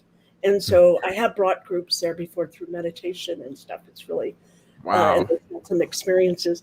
This was later. So at the time I was still a mom, just doing that thing. And so after I have that experience, then the guardian comes up, and he just gives me this look, although I can't see his face, and it's time to go. And so then we go to this galactic party. I find myself in this galactic party scene. With probably like hundreds, maybe 1,000 people. I don't know, but they're all different kinds of beings. And my guardian is really close to me on this one. He's on my left side. And a lot of them are wearing different outfits and space suits and then they have like the Star Trek thing, I swear to God, kind of like, where they do this and they can talk or communicate in any language. Ooh. So they could talk to me in English, even though they're talking a different language, a light language between them. Then they it's like maybe like a little machine that turns it on so I can understand what they're saying. And they're doing it for fun too, because it's all telepath, but it's loud. People are actually talking. It's not just telepath. There's jazz music, and the ship is really cool because it has like a Victorian feel to it, which is kind of strange. And it has like 100-foot ceilings, and at the top are the glass panes that are open, and you can see the stars coming through. And then it has a black and white checkered board flooring on it, and it has these cool plants that have kind of a gold sparkle on them. And so one guy comes up to me, and he's like a Jeeves guy, the old Jeeves system. So I think he was probably a robot, and asked me if I'd like something to drink telepathically, and so they have these little vials of different colors. So I picked one and drink. I don't remember drinking it, but I remember picking it. And I used to know the color. I don't remember the color now. But anyway, I can go into all the details. But that's the one so cool. I remember for sure is the guy waiting in the corridor, and he turns and he looks at me, and I swear it's a pink elephant in a tuxedo. And I was supposed to and later I learned about Ganesha and all that. At that time, I didn't know anything about Ganesha and all that sort of thing. And then just different beings, but those are the ones that really stood out. And then there was like a teddy bear one with a monocle, and he was so interesting. He was like a scholar, and he really wanted. He was like he actually touched me to see. Like I explained this on one of my other interviews that I'll never forget it because it's like he had read about me in books, humans in books, but he had never seen one. Oh, And so wow. actually, like I was the zoo on, I was the entertainment for the evening. Hey, we actually have a human here, and here she is, Great. And so they were there to. They had a mission there while they were there, and it was to help explore and keep peace among the planets, and any help do whatever they come together to see if there's anything they can do to help one another and create with one another, all these sorts of different things. And so they were ambassadors. It was like an ambassador party. And so I got to be there, and I wanted to never leave there. They were highly intelligent, big-hearted people that had a mission, a bigger mission than themselves. I just felt at home, really at home there. And so then my guy comes, and it's time to go again. So I spiral up, and I go to these beautiful goddesses in turquoises and lapises and gorgeous dresses with enamel jewelry, and their hair is wild, and they have crowns. Some have crowns, and they have instruments, and they're singing celestial songs that have no words, but they're high operatic, like like that, like like the Yeah. angels singing, right? And I'm up there with them, and they say the work with me is for me to learn my voice.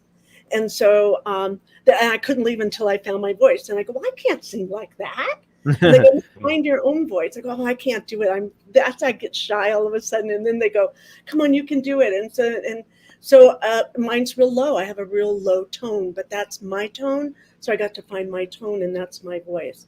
And that's how I can heal myself, is with that tone, right? Oh, And wow. so then I spiral up, and because my guardian comes and gets me, and then we go up, and he goes, it's time to go, and I go, I don't want to go, and he goes, I go, I'm not going, and he I don't goes, well, want you have 3 children. I go, oh my God, my kids, my babies, and so yeah, I want to go back, and so we start to go. I go off with him, and I see my friend in a hospital room, and she's in meditation. And then I look down, and I see my body. I recognize my body on the bed in the hospital, and I have funny things I say about it. But anyway, and so then I go, oh my God, that's me. But I didn't like freak out. It was like, oh, that's me down there, and I'm here, and no big deal. And so then as I start to go up, he says, it's time for you to go back down. And I go, well, if I'm going to go there, I'm going to need some serious help, because what I've just experienced, to be there in that density, that there's a lot of darkness there. It's just too much. I'm going to need some real help. Can you help? Can you help a sister out? Basically, if Yeah. I'm going to go back down, I'm trying to make a deal with him. If I'm going back down there, then I'm going to need Right. some help. And so what he says, I give you the gift of white light. And so at that time I had studied some stuff about white light, but I didn't get it at the time. I'm maybe like that. But he gives me the gift of white light, and I go, that's all you're going to give me? And I throw a fit like a 10-year-old, and I go, that's all you're going to give me after everything I've been through, all that pain and suffering, you're just going to give? I go, that's not fair. That's just not fair. And he starts laughing at me because I don't get it. What he's given me is really a gift. And it is a healing gift that we all have. We all have it. And it's a white light when you connect into it for healing purposes, for yourself and for others and for the planet, right? And it's a vibration of it. So I didn't know any of that at the time. And so then I go, okay, I'm ready to go back now. So I start to go back, and he goes, wait, come back up. So I go back up, and he said, we'd like to give you a mission if you'd like to accept it. We'd like to make you an ambassador. And I said, okay, that sounds great.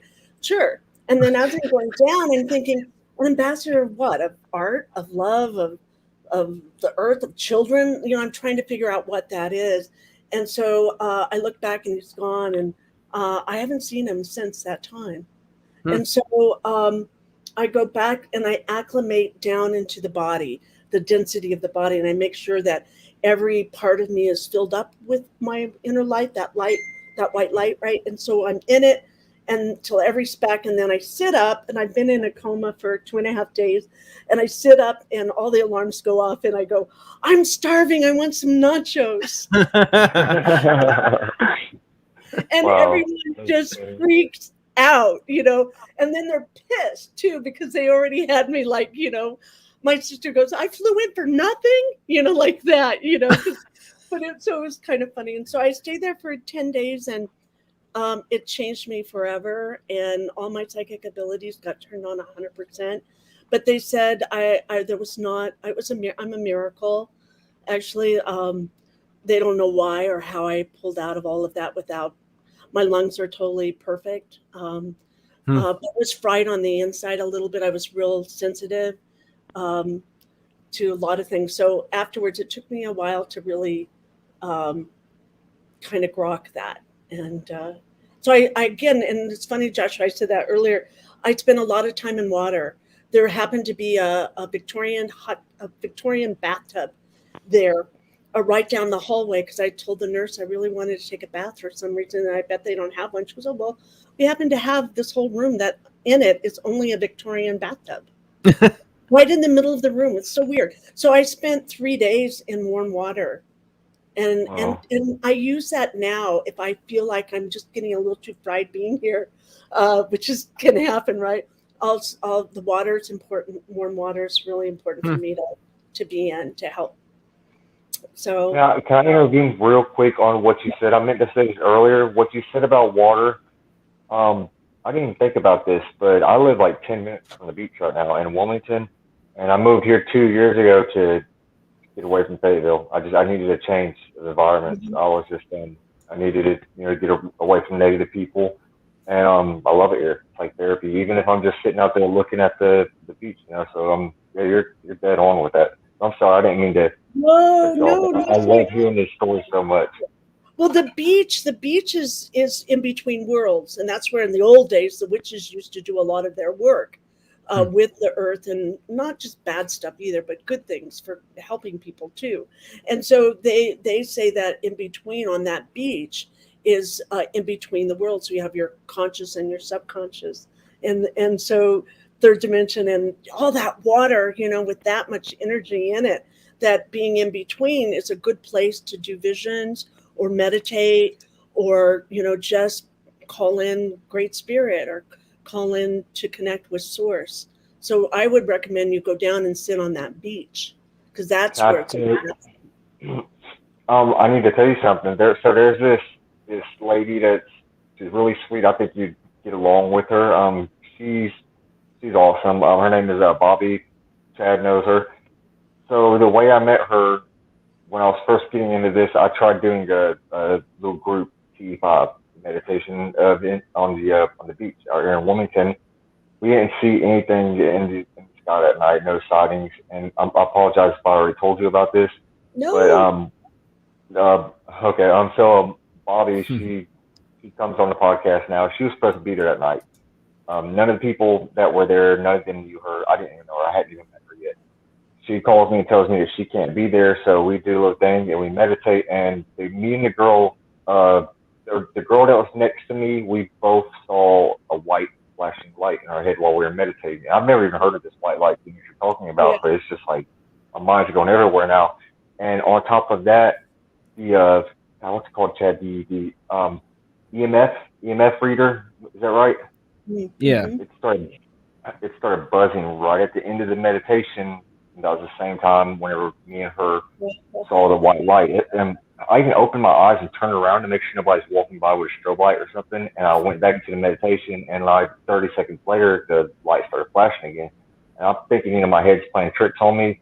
As soon as we get done in meditation, the girl right next to me says, I saw a white flashing light. And I was just like, oh my God. And then they tell me about the thing. Well, one more thing on top of this. This is why I believe in remote viewing. Bobby afterwards said she was sorry she couldn't be there, but she remote viewed us, and that she saw a circle, which we were sitting in a circle, but it was hard to see because there was a white flashing light. And I was just like, oh, what in the world is going on? And we're on the beach, like you said. I had to add in what you were saying. I just had to add that in there. And I love white that. light thing, I gotta research it. Yeah. Can you tell me about the white light? Like summarize it real quick, or is that Well, something? I didn't get it at the time, and I want to say, like with you, when you connect with another person, see, that's the key, right?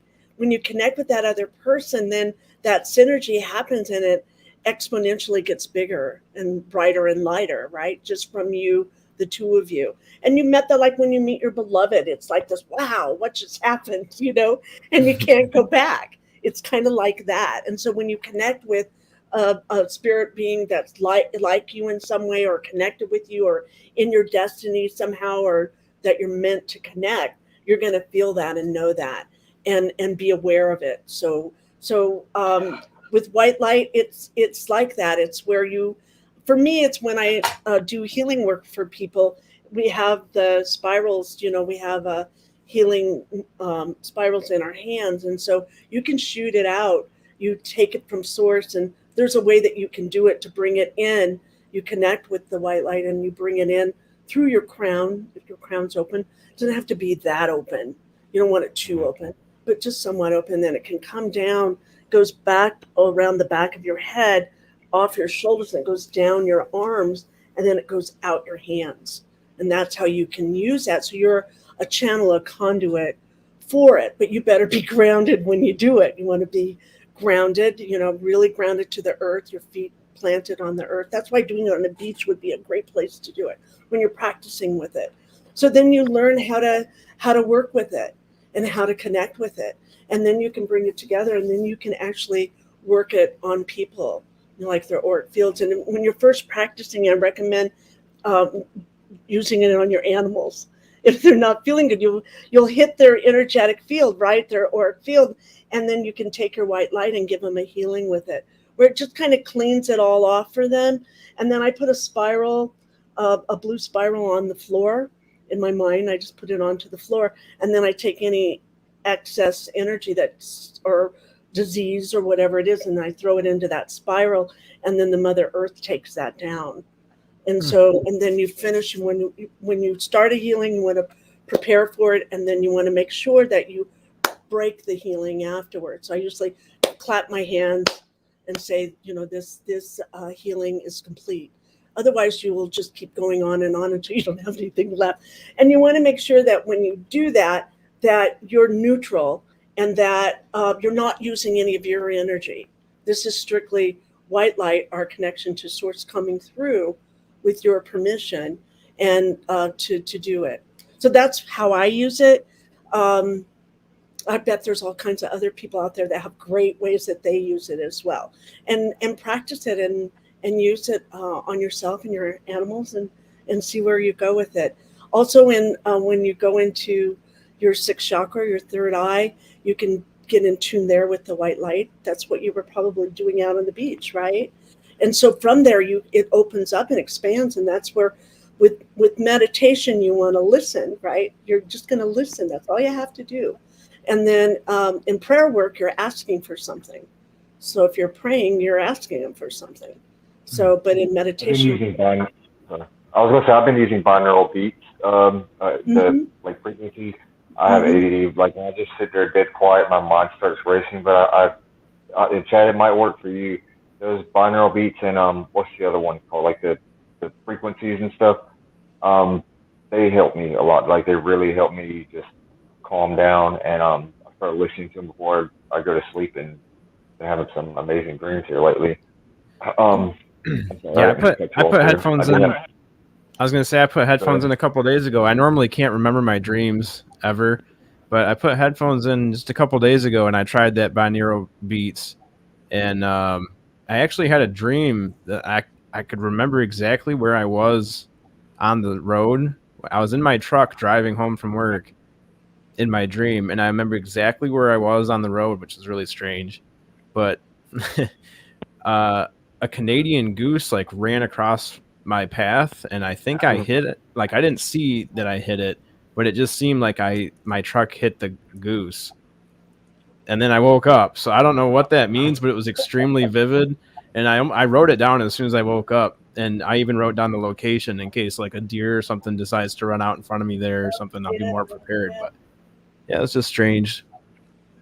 Yeah. I think a lot of things can be metaphorical, and Bobby, I'm sure you agree with that too, right?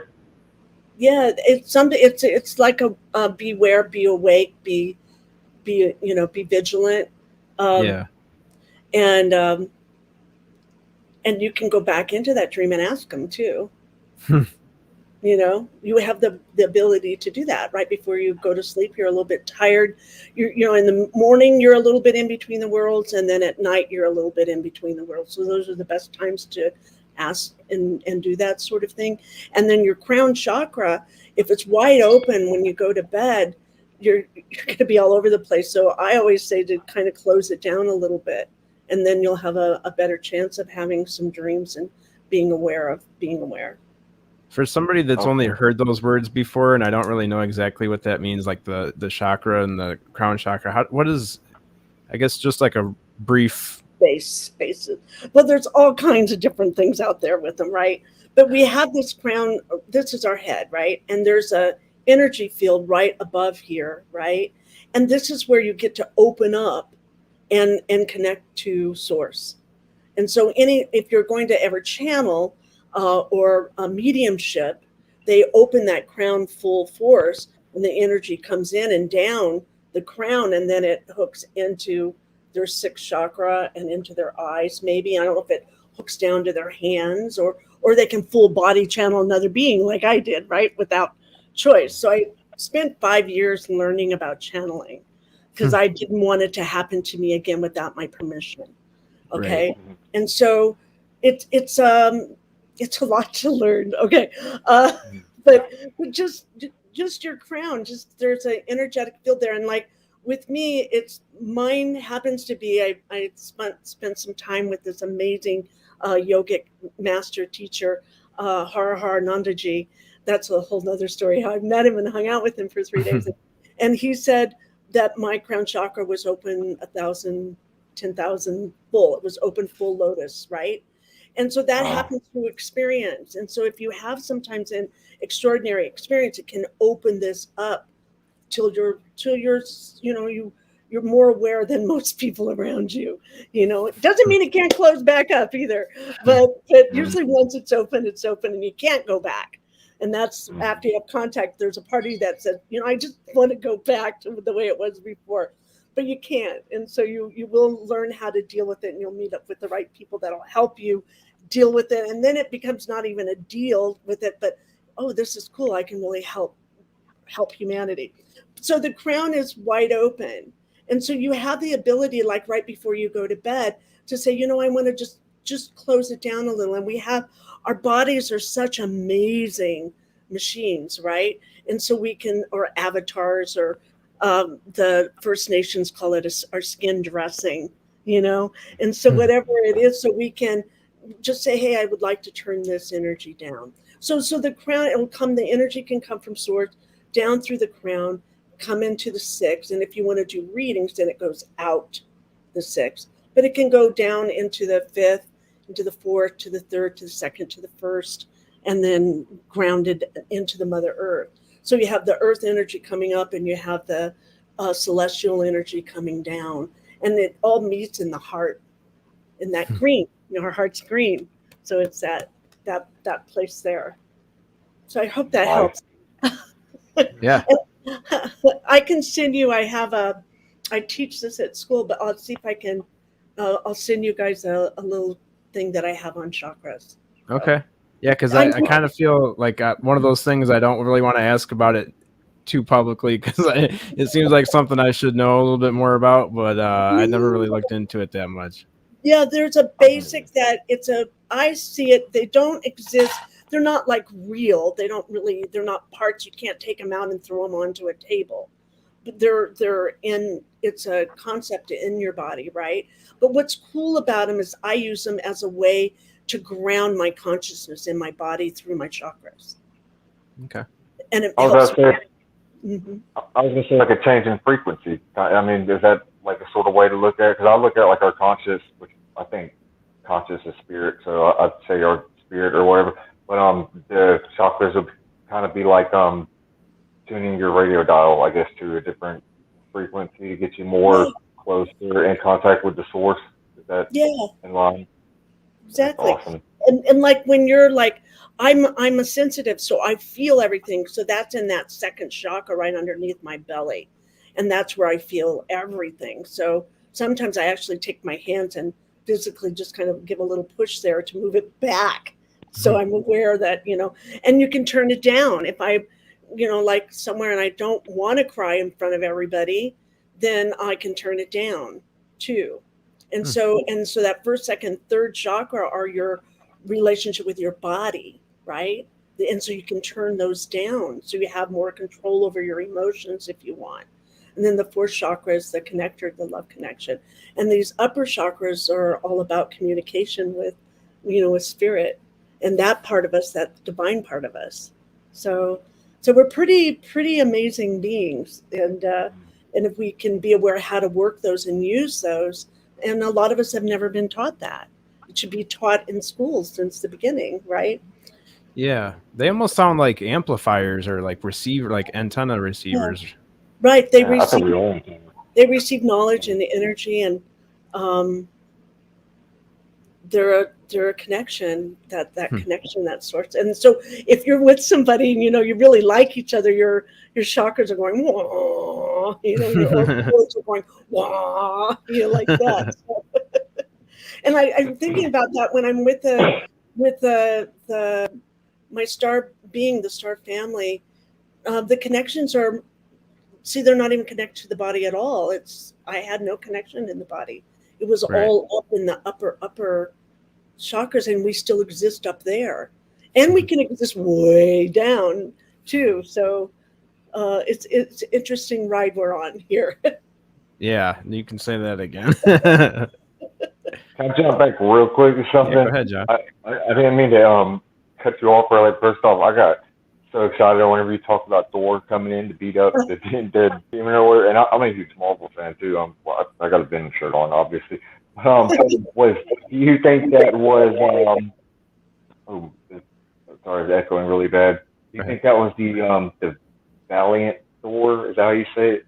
I just learned about Valiant this. Thor. I'm not sure. I kind of wonder if it was the demigod Thor, and I have a lineage. I'm Scottish, so I have that lineage of King Robert the Bruce is my bloodline, and so it's like I have that, and back in that it's this whole Viking part of me too in my bloodline. So I'm thinking maybe no one messes with my bloodline. This is my family here, and so I'm not sure. I think they were messing with me. Someone was messing with me and trying to take me out, and they actually said, "Hey, she has information that can't be given at this time." And what is that information?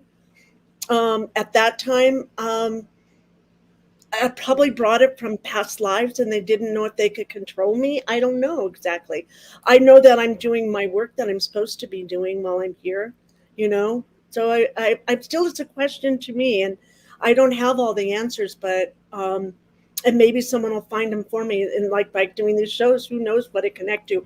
But the Thor thing could be the Valiant Thor, because I bought the Integratron. You can check it out, integratron.com. And it's a historical building in Landers, California, that a man from the 50s, George Van Tassel, had a greeting with an off-planet being, and the Space Command, and he built this beautiful building in order to have contact and to have the people be able to come in the room and then have like 10 to 20 years of their life taken off any excess, and then walk through the other side of the building. And so it was a healing chamber to help people. And he built that. Though there's a whole Valiant Thor mystery, right? If you look up on my, I have a YouTube channel, The Cosmic Oracle. And on that, I just did I don't think I've posted it yet, though. I'm trying to be better about that. But I had Craig Campoboso. You might want him on your show, and he knows Valiant Thor, and you might want my good friend Cosmic Ray. I'll give you his contacts, and he has a whole Venusian background with Valiant Thor, He's amazing, just an amazing guy. Um, yeah, so I was into it so much I bought a building about it. So uh, at, You bought the building? Excuse me. pardon? You bought a building? Is that what you said? I along with some friends bought a time machine or a building called the Integratron, and Is so that where it's Valley and Thor was living? Valley I'm Thor was still new. yeah I was yeah saying I'm still new into the Valley and Thor thing. yeah it's a whole Valiant Thor, and then with Doctor Strange and Craig Cambasso Camp Campbasso did a whole film on Doctor Strange, and he does the best documentary on it that I've seen on Wait, like the Doctor. Marvel character Doctor Strange? Are you saying that was based off of something real too? The Marvel Doctor Strange, I'm not sure, but this is a Doctor Strange that really lived in real life. Doctor Strange. Yeah, that's what I'm asking. So there was a real Doctor Strange. Yeah, How do I yeah. not know this? I'm a huge Marvel fan, dude. I'm We gotta like, look more. There's so much to learn, though. There's so much to know. You can't get it all by 5 o'clock, Joshua. Okay. yeah, it's a rabbit hole. And the thing also, like, if you've seen the Marvel Doctor Strange movie, it's crazy. Everything that you were just telling Chad about the chakras and stuff at the beginning of the first Doctor Strange movie, he messes up his hands really bad, and he's a scientist, or he's a surgeon, and everything's science. And then he goes over to wherever, and at first he's laughing about chakras and all this stuff, and then he ends up getting into it and traveling through dimensions and all this other stuff. And it's crazy. I don't know that's exactly what I was thinking whenever you're telling Chad, but I definitely got some research to do. And I Yeah. wanted to ask you real quick, whenever you said Thor came to fight the entity that was on it, did he like have a hammer, like, Yeah. or use Yeah. lightning or anything? He had a hammer and lightning. Wow. Lightning, just extreme lightning. And my whole body afterwards was like lightning had gone through it. I never can show it, but in the summer I have a blue vein that goes through around and up my shoulder and into my heart from being that much lightning is what I call it when they did the defibrillator. They gave me more, all the juice they absolutely had. Because I talked to the doctor 5 years later and he said, hey, you were dying, you were dead, and why not? At that point, let's just give it all we got. And so they did.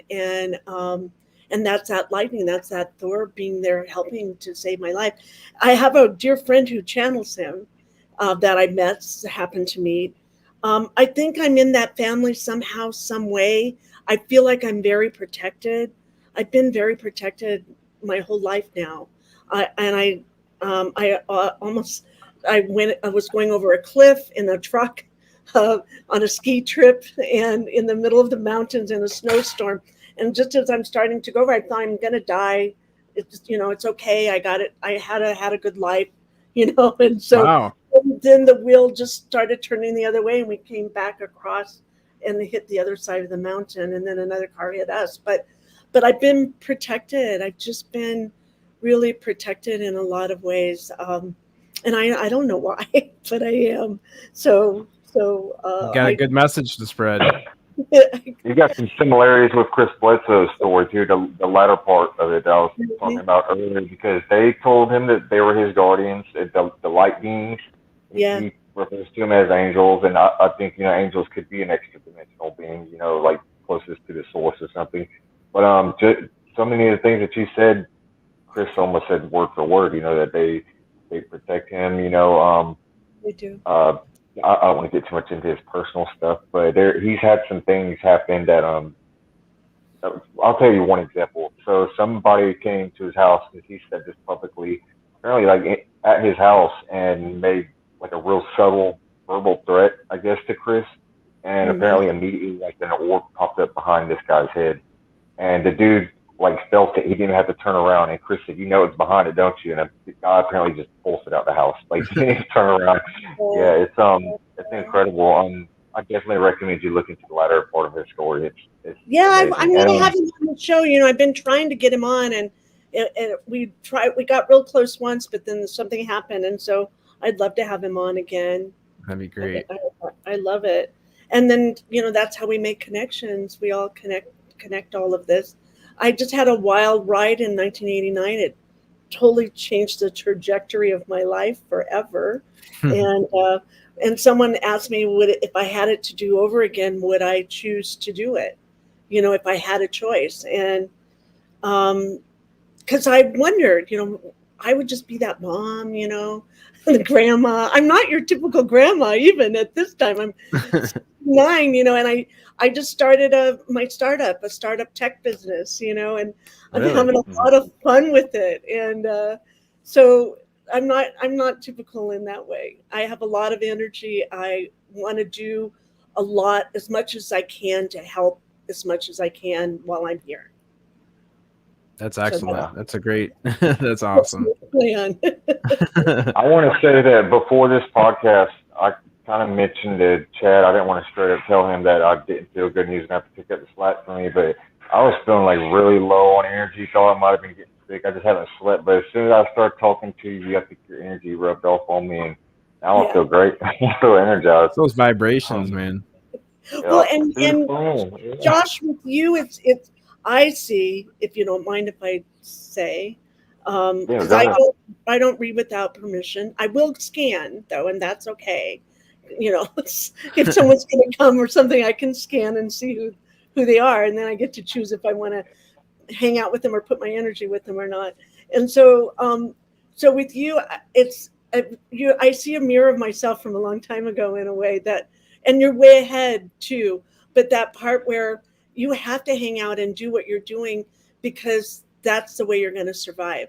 And then once you get through the survival part, then you really do thrive. You really thrive in this because this is part of you and part of your star beingness expressed on the earth plane. And the same with you, Chad, and to look at this concept, well, wow, you mean I'm a star being in an earth body?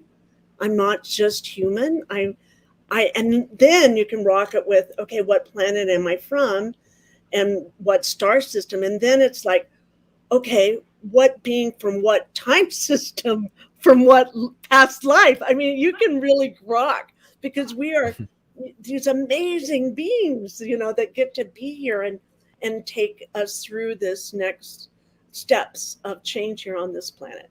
And whatever goes, and I remember this from the near death and being with the Mother Earth, and whatever happens here affects everywhere. So our planet is guarded, and she is a jewel, and she's beautiful, and we're so lucky to be here and have this experience of being on such a beautiful, loving planet. We really are. And so many people just don't even take that into consideration. There's so many people that just go to work, come home, go to work, come home, and it's just a constant cycle, but they never reach this point of awareness, I guess. Looking at the matrix. Yeah. People are conditioned. I've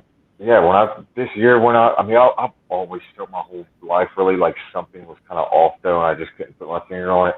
And after my near-death experience for those 10 years, even before, I had this epiphany this year, I would have these really random weird synchronicities that would just like, some of them had my fingers shaking.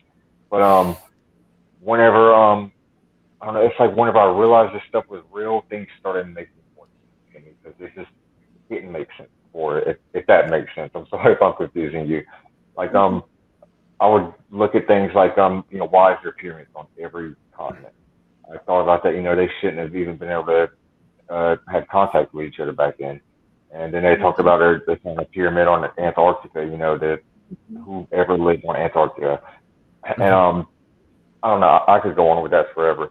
But once I accepted this, like things started making more sense to me, even though I know that I still know nothing. I feel like it's more of the truth than what we had before. It's true. We have the right to our real history. And we haven't, we're just starting to undig that to what our real history is, Yeah. And we have a lot of people that could come on your show and tell you all about all kinds of things like that. You have to have Brad Olson on your show. Brad Olson. Yeah. All right. He can talk about the giants I was just about to say Giants. Oh my God, you read my mind. I'm sorry, Bobby. I was just about to say you got me thinking about Giants because of what you said about Chad earlier. That is so crazy.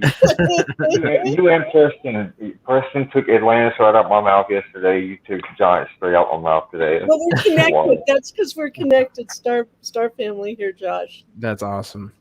And now you, Chad. So, I didn't tell you once you're in, you can't go back. Hey, that's fine. That's fine. You This is drank not the Kool-Aid, man. happy to do so. So, Yep. Anything that keeps me in this community longer, I'll drink the Kool-Aid. Very cool. Very cool. Nothing but positive people I've met so far. I don't think this community is going anywhere. I think it's, like I said earlier, I think it's making people put their differences aside and realizing how silly they are. I mean, can you imagine like peaceful beings? Because I'm sure there are evil entities or aliens out there, but I like to believe that at least most of them are good.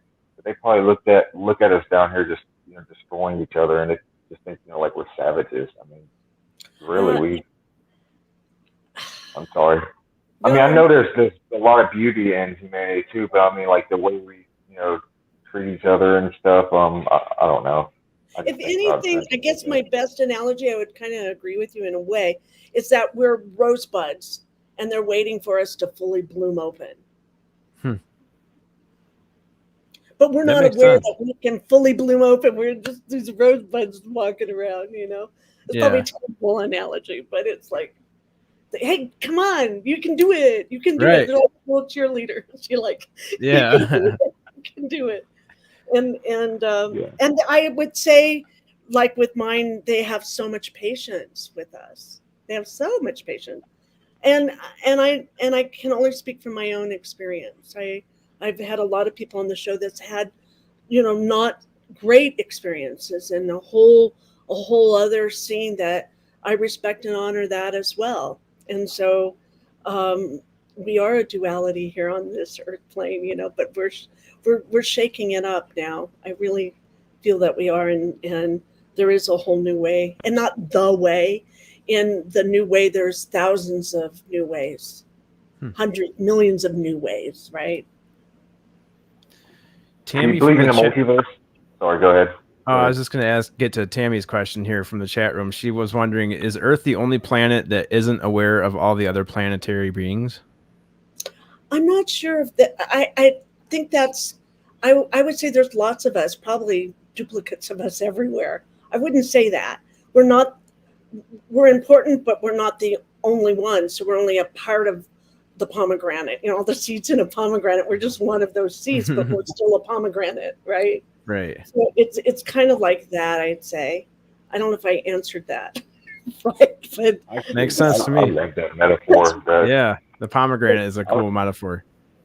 I was just about to ask if you believed in the multiverse, and when you said pomegranate, I was picturing each universe like in. It's just amazing. Well, okay, and I could say it like this: we're a human perspective, but if we can also look at it from a Martian expression, right, or from an Andromedan, or from a, and all those we don't even know they exist. All those beings, right?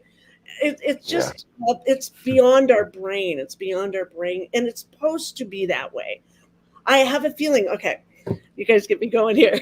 That there's an intuitive way for life, and that is that part where there's supposed to be a mystery, and learn how to live with that mystery, and that's how you live an intuitive life. It's where you go where your gut, and kind of go with that more and practice it more and trust it more. And that's where we're headed, is in that unknown part, and be okay with it. That's how we got in trouble, is trying to control everything, control. And there's just that little part of us. But if we can trust, then we can expand and connect with everyone else that trusts.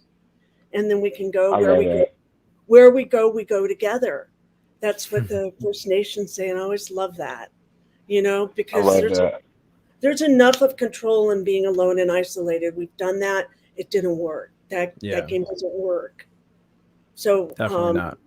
So there's a new game in town. I really like that. And I wanted to say, I feel like we're going to get more answers by not just looking on the outside, but looking inside of ourselves. Because, like you were saying earlier, we got like universes, like literally inside of one atom is like a universe. It's crazy whenever, and that's how we got quantum physics is by looking in, at the small instead of looking all out there, and that's given us all these advancements, and that's really the first thing that I got into that helped me, I think, accept. I don't know if you remember me telling you, but my near-death experience, I got into like consciousness, mind over matter thing, and made me think about when we were talking about the firewalking thing earlier.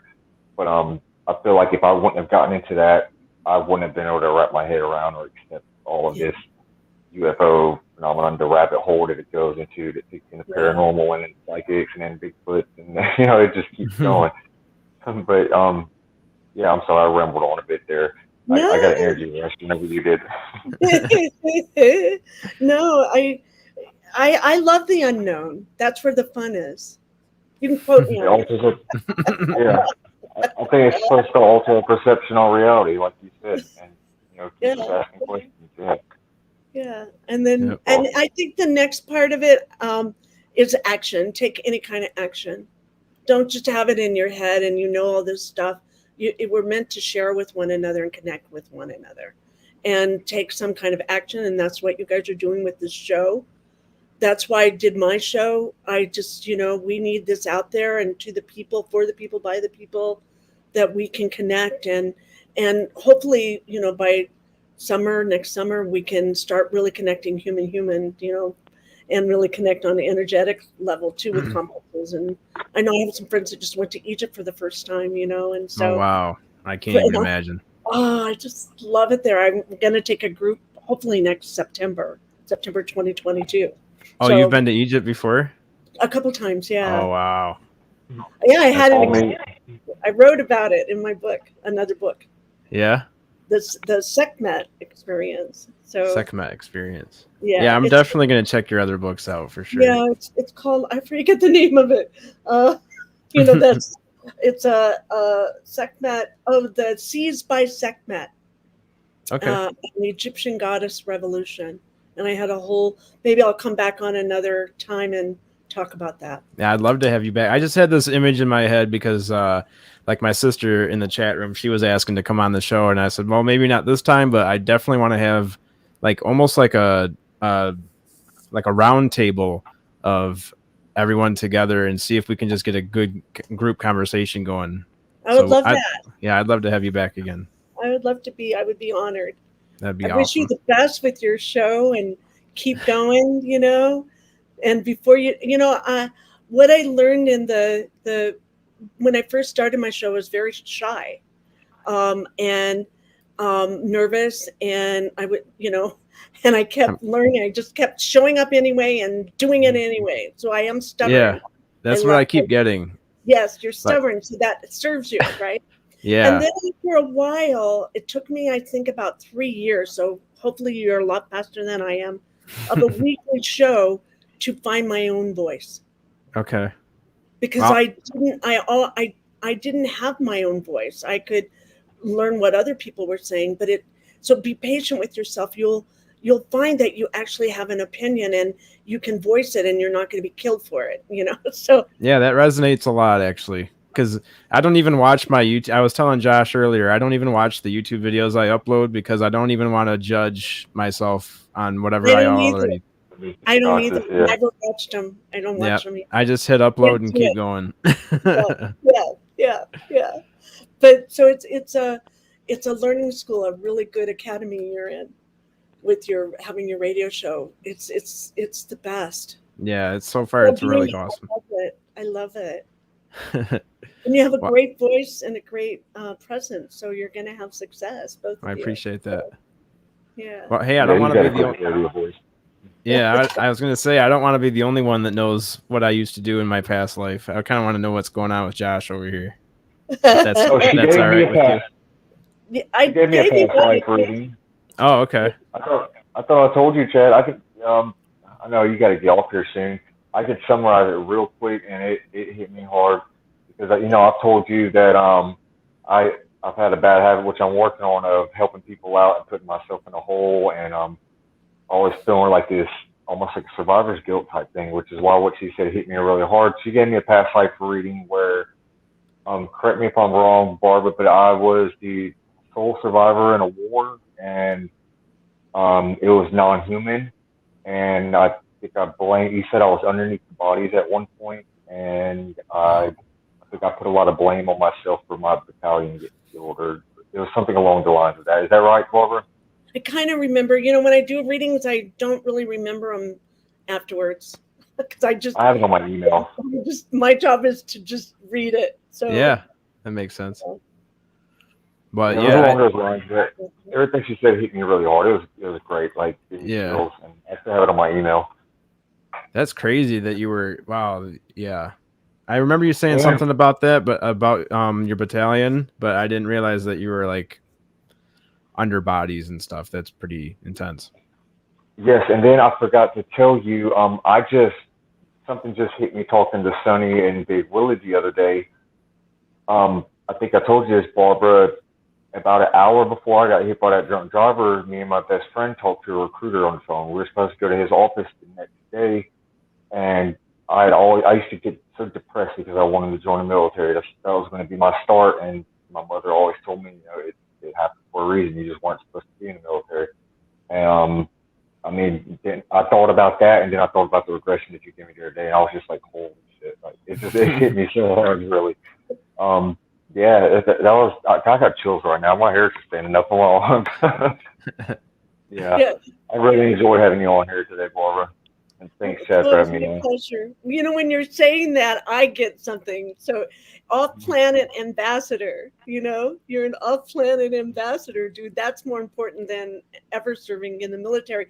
You're serving for humanity. So you just up-leveled a little bit. That's awesome. You can serve in that, but you were meant to serve humanity, and not that the troops don't; they do. I'm not saying that at all. But you just a bigger assignment. Yeah. Big assignment. Yes. Real quick, my 4 years that I've served on the fire department, whenever I lived out there in Tobermory, everybody used to say, "Josh, you're mangled in a car accident by a drunk driver. Why are you going to put yourself in a situation where you see other things like that?" Because I saw some really difficult things, but I felt like I was giving back to the people that saved me. And I think about your regression, it makes it make more sense on that level as well. I'm grateful for that time I had there, for being able to help people, and I did have some struggles that made me stronger from it. But now I feel like I'm helping in another way. And things that you're telling me are helping me realize that. Well, I'm talking to Chad and telling everybody. I'm not going anywhere. That's good to hear. Yeah, I definitely want to have you back on for sure. Oh, thank you. And I'm here if you need me, and everyone can contact me if they have a story they want to share or want to talk, or however I can help serve. That's why I'm here. So, excellent. Thank Can you you let everyone know where they can find your books and Yeah, my books are on. I have "Dying for the Light," "Seized by Sekhmet," and "A Goddess Revolution," and I have a "White Light" meditation book, and that's all on Amazon. And then I have a new. I've been teaching how to do all sorts of spiritual things for a long time. I don't know how else to put it, but I have a school called Esoteric University. And so you can look at my school that I have for the last 10 years, esotericuniversity.com. And it's things that we're doing there that are pretty exciting. I'm really happy about it. So, and we are going to take the tour in Egypt in September. So if you want to be a part of that, and I have a part of that, that'd be cool. And the guy that's going to go with me, he's a technological guy. He's written books on pyramids, the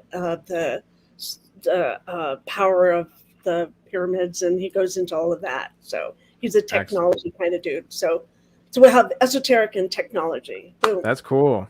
In Egypt. Are you sure you want the Atlantean ghost? Are you sure you want the Atlantean ghost? The Atlantean ghost in my dream. Are you sure you want that, Barbara? The Atlantean what? The ghost, or the Atlantean spirit that I told you about my dream earlier. Are you sure that wasn't you? Well, it could have been. I didn't want to say It's that. cool. It could have been. It could have been. I've been known to do Yeah. that. Now That would you be call awesome, me. man. Now, Joshua, you call me. I have been known to Oh, share, wow. but I don't take any responsibility for it. Okay. So go That's back in your funny. dream and ask if it is me. And if it's me, then I would, if it's me, I would show you a green emerald.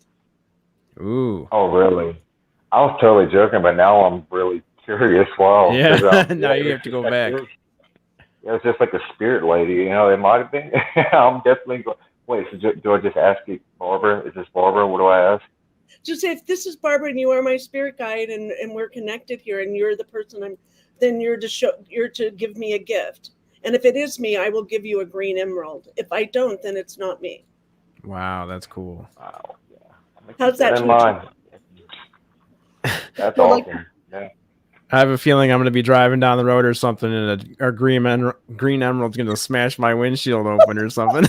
well, yes, you know, we're definitely related, Kat. Barbara, Yes. now we have to trade insurance information. Exactly. We're going to have to get Barbara back on the show and have her fix my Yeah. truck. Right. Better Well, say thank you immediate guys follow up again to you. for having me on. I just love you guys, and thank you so much. Thank you. We'll definitely have you on again. A great rest Thank of the you. week. You too. Happy Thanksgiving. Yeah, happy Thanksgiving to you too. Thank you. Dude, Thanks. it was Bye-bye. great talking to you, Barbara. Well, that was awesome. Yeah, I love Barbara. She's so cool. Yeah, so her book, she has a few different books, but this one, I just want to make sure that we got one of them up here. Go to wherever books are sold and search for Dying for the Light. Amazon has it. Let's see. I can post the link right here. I'll post that in the StreamYard chat, so everyone can go there and check out her books and then check out what else. Oh, that link didn't send right. Let me see. That might be the next book I read. I haven't read in a while, but I've read a Joe Dispenza book a little while now, but that's something I'm really interested in. So she said that was about the near-death experiences, right? Yeah, yep. This one is. That link's not sending, but I'm gonna put it in the description of the video. So, okay, I already did that. Excellent. Okay, I already did that. So please go into the description of the video and check out all the links that I posted in there, and check out her other books. And I'm definitely gonna have her back on the show so that we can do a more group panel discussion. I think that'd be cool. Yeah, get Sonny, maybe Big Willie, even Ben and Joe. If they could get on there, that'd be awesome. Yeah, that would be sweet. She has such a good energy. I felt like shit whenever I first got on here. I'm not gonna lie. Like I thought I was gonna bomb, and you were just gonna be picking up all the slack. And as soon as Barbara started talking, it lifted my energy, man. I love it. Yeah, she's awesome. Well, thanks everyone, and let's see here. I guess I'll go live again Tuesday morning at 8 o'clock. We got Preston Eastern this Saturday. Yeah, this Saturday coming up, we've got Preston Dennett. I think that's going to be at noon. I'll update that as we get that more cemented, but 12 o'clock Eastern. Yeah. 12 Eastern, Preston Dennett next Saturday. Otherwise, we'll have Tuesday and Thursday, our normal show, 8 o'clock in the morning, just hanging out and drinking coffee. So make sure you have some coffee brewed up and join us on Tuesday and Thursday morning at 8 o'clock. Anything else, Josh? No, I was just going to say I ended up writing more questions down for Barbara than I originally had, like as she was talking. So whenever we have a follow-up video for her. Yeah, I made a lot of notes, dude. Oh, yeah, definitely, man. It's seriously. The Thor thing, dude, Thor, what the fuck? I love Marvel too, man. I was just sitting there picturing Barbara and like this evil entity just latching onto her, and Thor comes out and just throws Mjolnir like some of the lightning bolt. Kill for Barbara. I know, dude. We need an animator to make that for sure. I need to see that, and I need to see that as a cartoon. That'd be awesome. That's a trilogy, man. That's going to be in the next Thor movie. Barbara is going to be in the next Thor movie. Barbara's going to be the next character. Yeah. Oh man, they're making a fourth Thor movie too, man. Dude, we got to make a petition. Barbara will be in it, man. That was so cool, really, man. We got I a did new not one. expect that. We got Barbara Jean. The next Marvel character, that'd be awesome. I can see that happening. The channeler of the Watchers. There's Watchers in Marvel. I didn't even think about that. Yeah, let me get off that subject. I love having Barbara on here, man. That was so awesome. Yeah, we're gonna have her back on for sure, man. And I got some Preston. I got some questions for Preston. Yeah. Questions for Preston. That'll be the segment. Oh yeah, that's a good title, man. Hell yeah. Make a graphic for it. I did that on purpose, man. Whenever Big Willie, I need to go back and catch the very beginning of Big Willie talking to Preston, but thanks, Terry. I got some questions for him, man. I got some questions for Preston about the Zimbabwe kids. That's my favorite sighting ever, man. I love it. Yeah.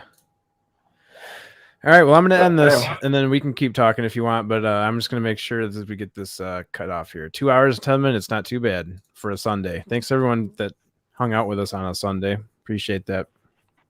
And thanks, Barbara, for hanging out. Thank you, Barbara. Awesome. We'll see you guys on Tuesday. Peace.